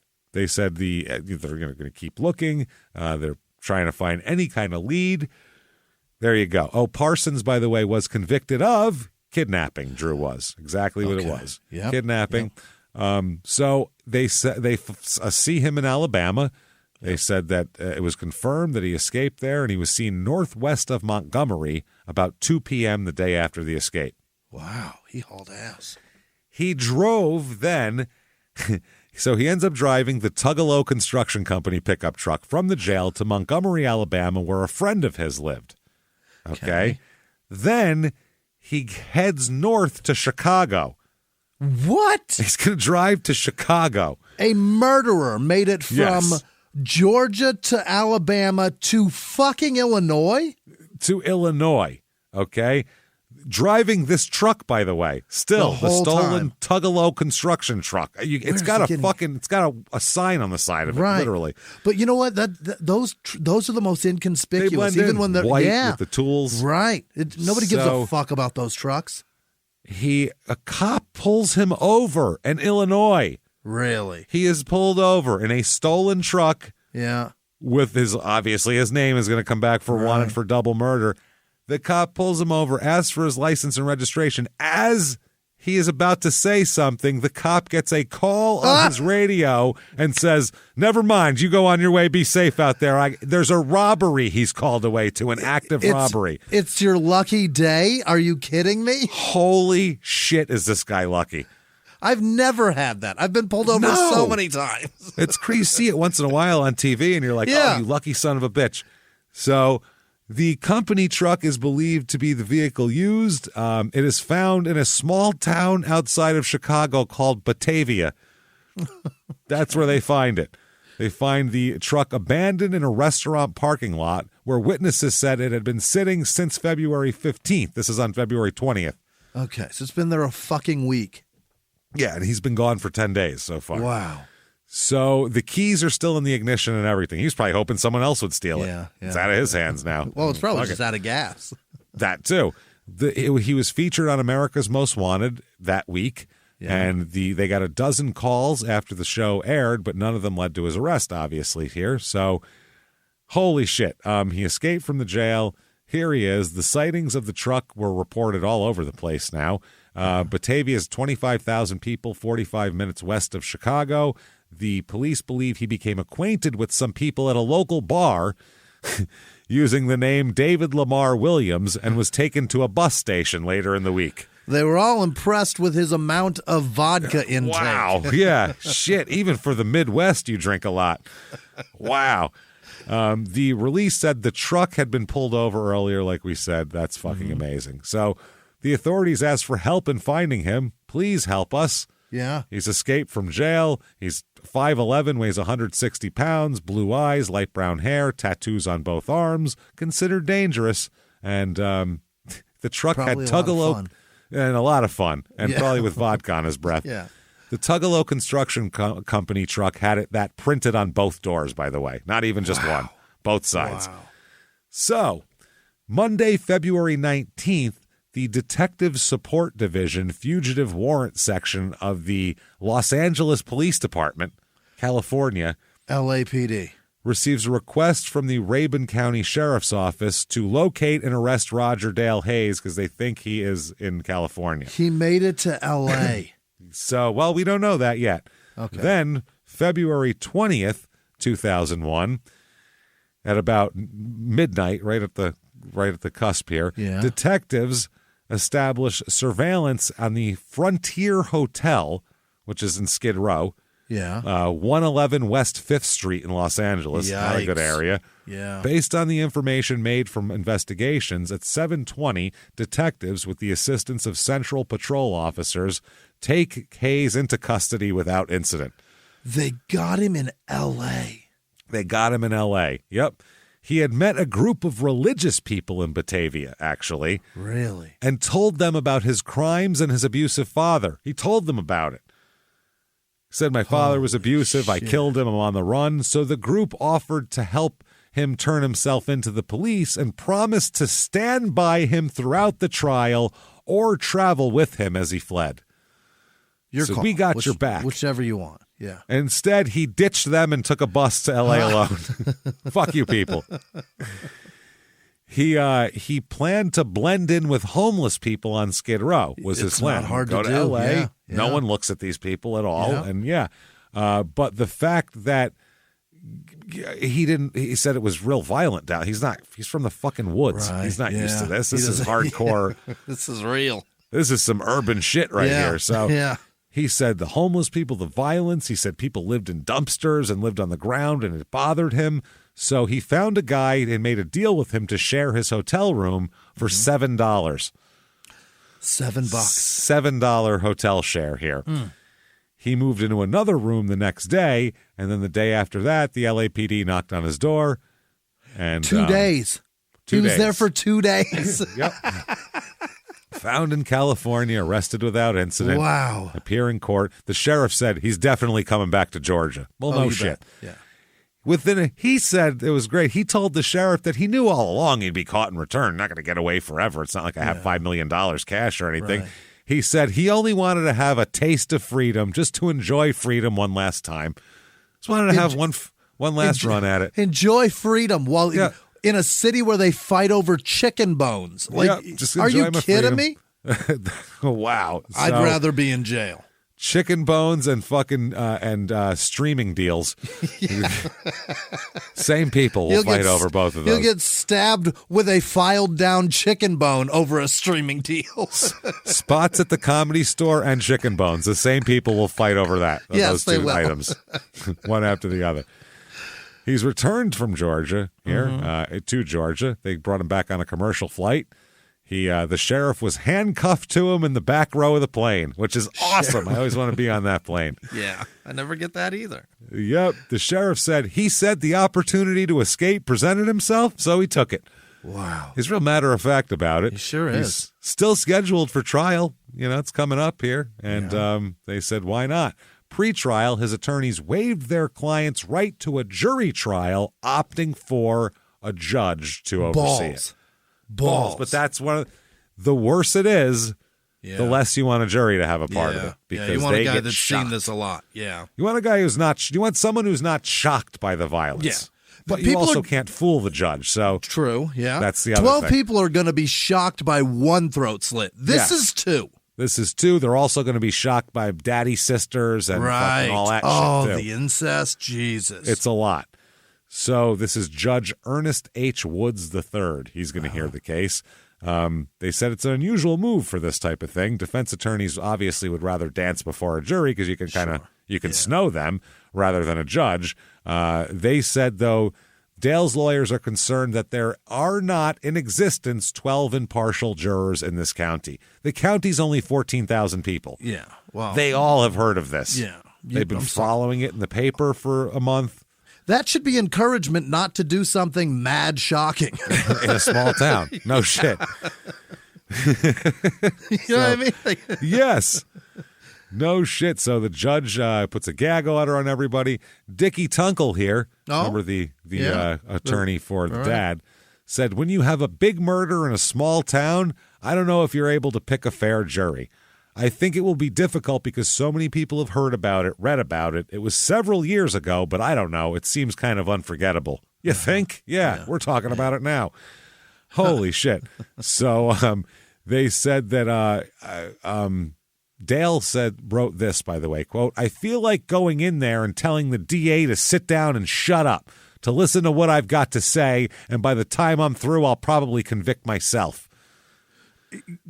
Yeah, don't do that. Don't talk bad about me. I'll do enough to myself. I want to go tell the DA to shut up. They're going to hang you. Absolutely, because he wants to be his own attorney. Are you kidding me? And the DA's trying to say he can't because obviously that's bad for the appeals process. Yeah. He says, though, I want to tell him to shut up and just let me fuck it up and I'll convict myself.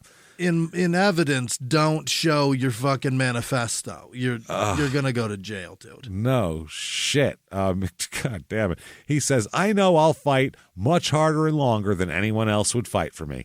Okay. And he said, quote, if I could give my life this very second and bring Kathy back to life, I would. Said he felt bad about that. Yeah. Not his father. That was not sorry at all his father's dead, but he said he wished he could not have killed Kathy. That was wrong. Okay. Yeah. So, which is smart. Fair. Yeah. By the way, they have a challenge to the death penalty thing here.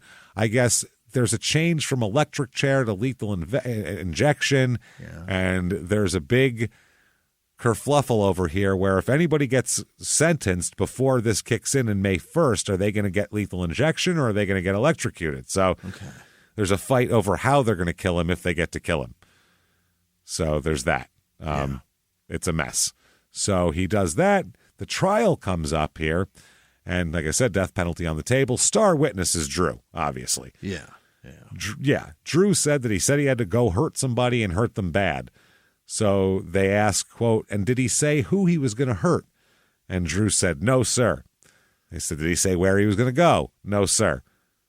He just went along with it, Drew did. Mm-hmm. So at trial, he testified they'd been drinking with Chet Sagner, and Hayes threatened Drew, so he went with him and Sagner in Desi's blue Ford Probe to the mobile home. They left Sagner in the car. He does the whole thing, covered in blood, told Erica to stay in the room, which he already has been convicted of and everything like that.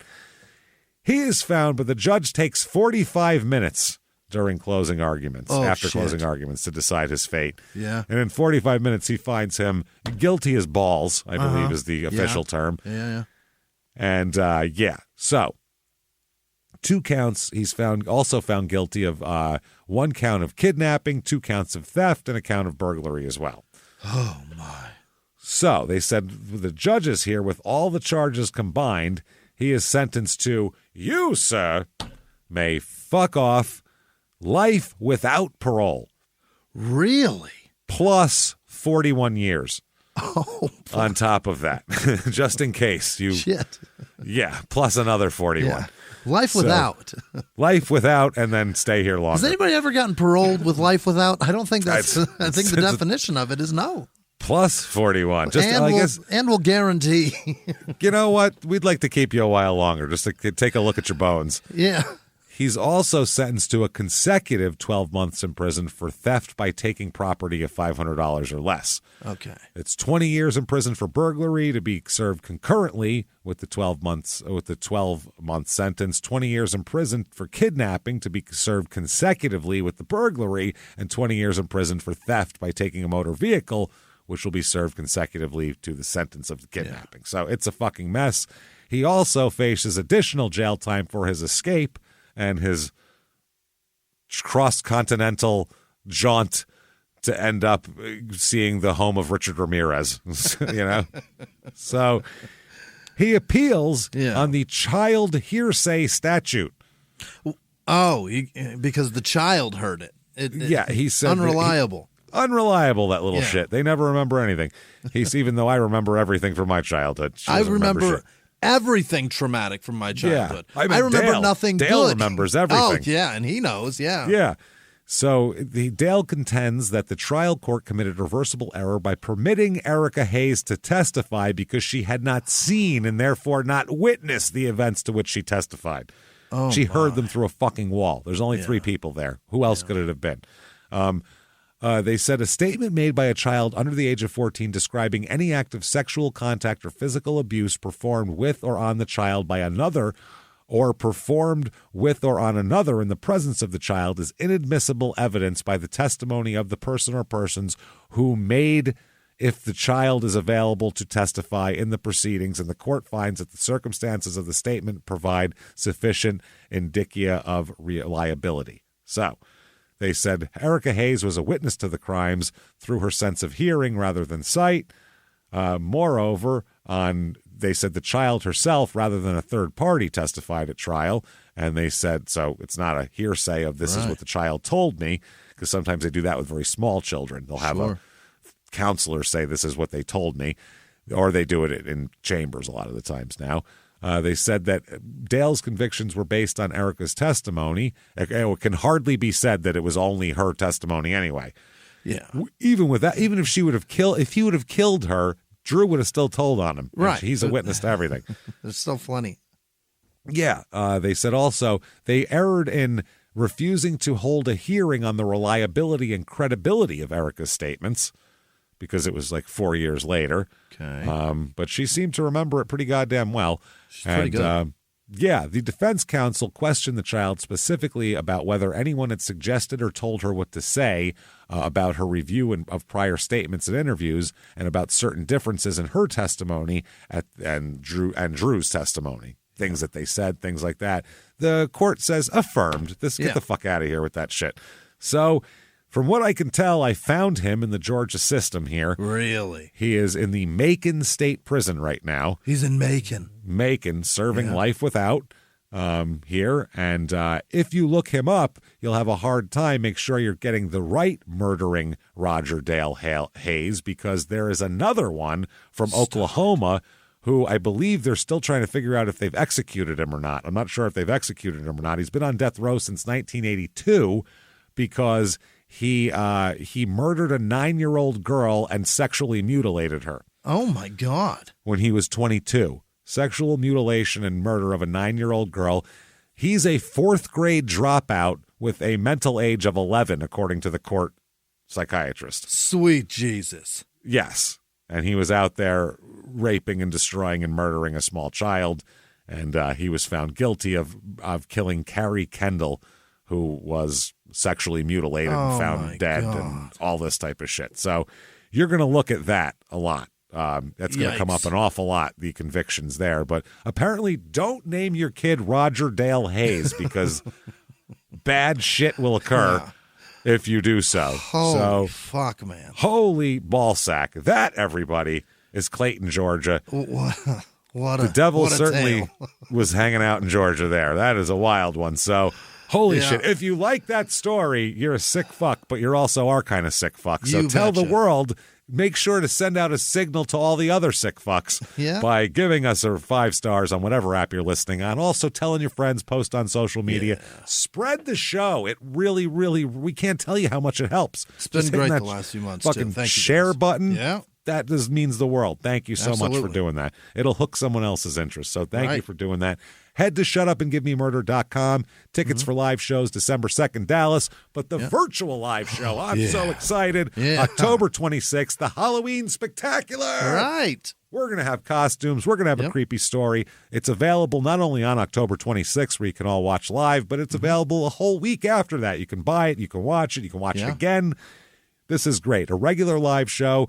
Pictures, us at the table, making jokes, the whole thing, except you're wherever you want to be. Yeah. No bathroom line, free booze, food, pajama pants, get it on. So it's going to be, that's the other thing. One ticket buys you as many people as you want can watch it. We don't care. Have your whole family over. I don't give a shit. And then watch it by yourself again later and have some fun with us. But do it up. Yes. Enjoy it for real once they leave. Yeah. That is shutupandgivememurder.com/virtual live is where you get those tickets. And we're excited for that. So please get your tickets for that. In addition, definitely listen to Your Stupid Opinions, our new podcast where we talk about just dumb reviews from the internet. And fuck, is it fun. It's a party. We hurt from laughing at the end of it. So so fun. We hope you hurt from laughing, too, wherever you listen to podcasts. Also, listen to Crime and Sports. You definitely want Patreon. Yeah. Patreon.com/Crime and Sports is where you get all the bonus materials, and there's tons of it. You are going to get everything. Anybody $5 a month or above. A cup of coffee. Come on, everybody. A cup of coffee. 1 cup of coffee or 200-plus bonus episodes to immediately binge on, and then 2 new ones every other week. You can't beat it. 1 Crime and Sports, 1 Small Town Murder this week for Crime and Sports, which you'll get. We're going to talk about Bishop Sycamore High, better known as BS High, for good reason, because it didn't really exist. The story's crazy. It's a very dangerous man putting a football program together for his own glorification. It's very weird, and the guy's scary. You might hear him on this show. We might hear of him on this show. Who knows? And then for Small Town Murder, we're going to talk about something very crazy. Joey Buttafuoco and Amy Fisher. A small town in New York City. In Long Island. It's in Long Island. Yeah, it wasn't a small Island? town. Yeah. Fuck yeah, it was. Yeah, that was awesome small town shit. Absolutely. We could actually, if there was a murder, we would qualify. What would you call that town? What is it called? Is it Massapequa? No. I don't remember which one. Was it Massapequa? It might have been. There's a ton of those towns on We'll Long discuss Island, it. So we'll discuss all of that and more. And if you don't know who that is, his name is Joey Buttafuoco when he was banging a teenager. Is that enough info for you? It should be. Awful. Yeah. It's pretty amazing. Check that out. That is patreon.com/crime and sports. Also follow us on social media. We are at Small Town Murder on, what is it? Instagram, shit like that. Small Town Pod on Facebook, at Murder Small on Twitter. All that shit. Keep following us. Keep catching up. And right now, though, I need to hear something nice. Oh, boy. I need to hear something great. I need to hear the names of the most wonderful people in the world who keep supporting us and are the best. Jimmie, hit me with them right now like a knife to the throat. This week's executive producers are Robin Heyer, Kyle Norrig, and his friends in D.C. They came to see the show in D.C. Hey, Carla White on her ranch. Thank you very much, Carla. Diana, I don't think I got a last name with that one. Larry Butterfast is getting married, James. All right, good for you, Larry. Nice shit. Appreciate it, Carrie. You're a good gal. It's going to be Carrie Butterfast. Larry and Carrie Butterfast? Get out of here. Larry and Carrie Butterfast. That's adorable. They rhyme. Unbelievable. Larry and Carrie. Other producers this week are Sharon Jones, the Chic, not the iron one, the other one, a better one, I'm told. Detroit. Yeah, Peyton Meadows, Don Bagwell, Robin Kennard. My mom's fighting it as well, Robin. Hang in there. Thinking of you. Eric Rodriguez, thanks. I got 2 Dos Equis at the airport. You paid for a third of one because those fucking things. Airports, man, it's like... A little pricey on the Dos Equis. The booze, it's crazy. Janice Hill, Dewey Strange, Chelsea Morgan, Sarah Surridge, Jacob Harshman, Joshua Filichichira, Hey! Bruce Howden, Denise Gwen, she's an author, Amanda Spellman, Cheyenne with no last name, Colleen with no last name, Jewel Morleg, Jen with no last name, Michael Andrew Ulrich II, Prasad, Josh Perry, Haley with no last name, Ben LaValle, Jolene Arnold, Carl with no last name, Juliana Budaluco, Lucho, isn't it? Hey. 2 C's? Yeah.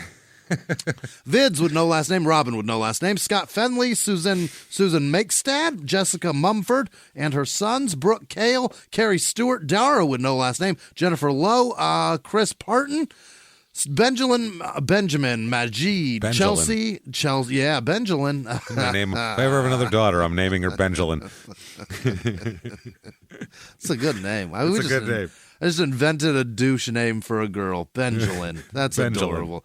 Chelsea Renaud, Christy Smith, Lee with no last name, Elias Ariana, without the O, Ariane, Kevin Kenna, Chris with no last name, Brian with no last name, Jay Schwabach Smith, Morgan Hancock, Matt Sheneman, Dina Ward, Derek McFadden, Kelly Flores, Taywin, Alyssa Padilla, Ashley Atwood, Cody Monk, Tiffany Freeland, Michaela Cecil, Cindy Chavera, Jeremy Payne, Jabir Gill, Rachel Taylor, Amanda Nyesti maybe, Lacey Peel, Kara Crowley, Heather Bro, Danzima with no last name, Tressa with no last name, Evelyn Bradfield, Grace Oberhocker, Nicholas Loudon, Christy with no last name, Andrew Grange, Amy Johnson, Trick Riley, Sepulfreck, Star-Lord. All right. Jen Hodge with no... Oh, that is her last name. Philip Watkins, Sky Quinn, Cunning Linguist, James. That is 2 different words. Claiming that is a first and a last name. That's not true. That's some wordplay. Megan Onyon, Taylor Moore, Shannon Muscleless Howard, Muscleless Howard, Jenna Praley, Jason Owens, Omari, Robin Pointer, L. Nickel, Lost Packet, Crystal Jones, KJ, Nick and Sarah Ludlow, Jacob Browder, Killian with no last name, Joel Chop 54. Why do they call him Bullet Dodger? Oh, because he dodges bullets, Tony. No, wait. Avi, because he dodges bullets. Avi, Taco Papadopoulos, Tyson Johnson, Matt with no last name. That's it. Yasmara, Bayonetta 1807, Chris Sluss, Dakota Hess, Joseph Adams, Ken Pfister, Kelsey with no last name. L. This show is brought to you by the letter L. Danielle Ziegler, B. White of the 52s, Davina Smith, Ash Labiak, Kristen Taylor, Cornzilla, Aaron Scanlon, Christopher Logan, Jamie Lennox, Adam Fox, Talisa Ermshire, Ali M, William Calloway, Danielle Kinghorn, Roseanne Dajnowski, Alexandra Plukas, Elise Anderson, Molly Burke, Destiny Plemons, Trash Panda Coot, Cassie Floyd, Elizabeth Bugman, Tirsa like a teardrop tattoo, Julie Mack, Crystal Powell, Katie Ives, Lynn McKinley, Luanda Dunphy, Anna Benedikova, Malden, Logan Butcher, Jordan Chase, Katie Wagner, Sam Richardson, Scott Hunt, Bill Soldovsky, Evan Peace, Desmond Jones, Jessica Laura, Aram Banania, Chris with no last name, Kay Overbade, Rebecca Bellflower, Tim Ostertag, Latacia with no last name, brother. Becky Cops. You knew him. You were friends with him too. Susan Plorty, last responder. Sylvia Muller, Lisa Valentine, Courtney Morgan, Nilly Mittens, Adam Phillip, Ash Tone, Nakatikataya Tawari. Sounds like somewhere right. in Maine. Going up there for the weekend. Lake Nakatikataya. Mel Talakaya. That's another one. Devin Donahue, Megan Tholen, Josh Custer, Nick Almond, Cynthia Shaw, Jeannie Kimbrell, Gavin Hart, Perry DeGualis. That's not right. Mauricio Castellazzo. That's not right. Jay Satterfield, Sparrow 427, Colton Carr, Kristen McCune, Aaron Wallen, Amanda Ratch, Brittany Jacobson, Erica Disque, Austin Mackward, Michelle O'Brien, Joshin, Meyer, I don't know. Ben Mason. Where the hell are you right now? Lost you. Fucking dying. Tanya Solomon, Michael Chestnut, Cameron with no last name, Ty Schuler, Ale and Rome, Silky or Silk Dixon, I don't know. Blitz Grub, Thomasania Podaisy, Juliana Lima DeSouza, Charlotte Burgess, and all of our patrons. You guys are terrific. Thank you. Thank you, everybody, so much. You goddamn awesome bastards. We hope that you're enjoying the Patreon Especially stuff. the FBI uploading criminal profiles via cool. jizz, skin samples, blood, saliva. They do that and then while listening to us in this giant office. That's incredible. We have the gobblinest turkeys in the world, and we love you, turkeys. We really do. Thank you all so much. You crazy bastards. We fucking love you, and thanks for coming to the live shows and being so enthusiastic about it. And it's just awesome. So thank you so much. If you want to find us on social media, shutupandgivememurder.com is right there. All the links are there. Keep coming back and seeing us. And until next week, everybody, it's been our pleasure. Bye.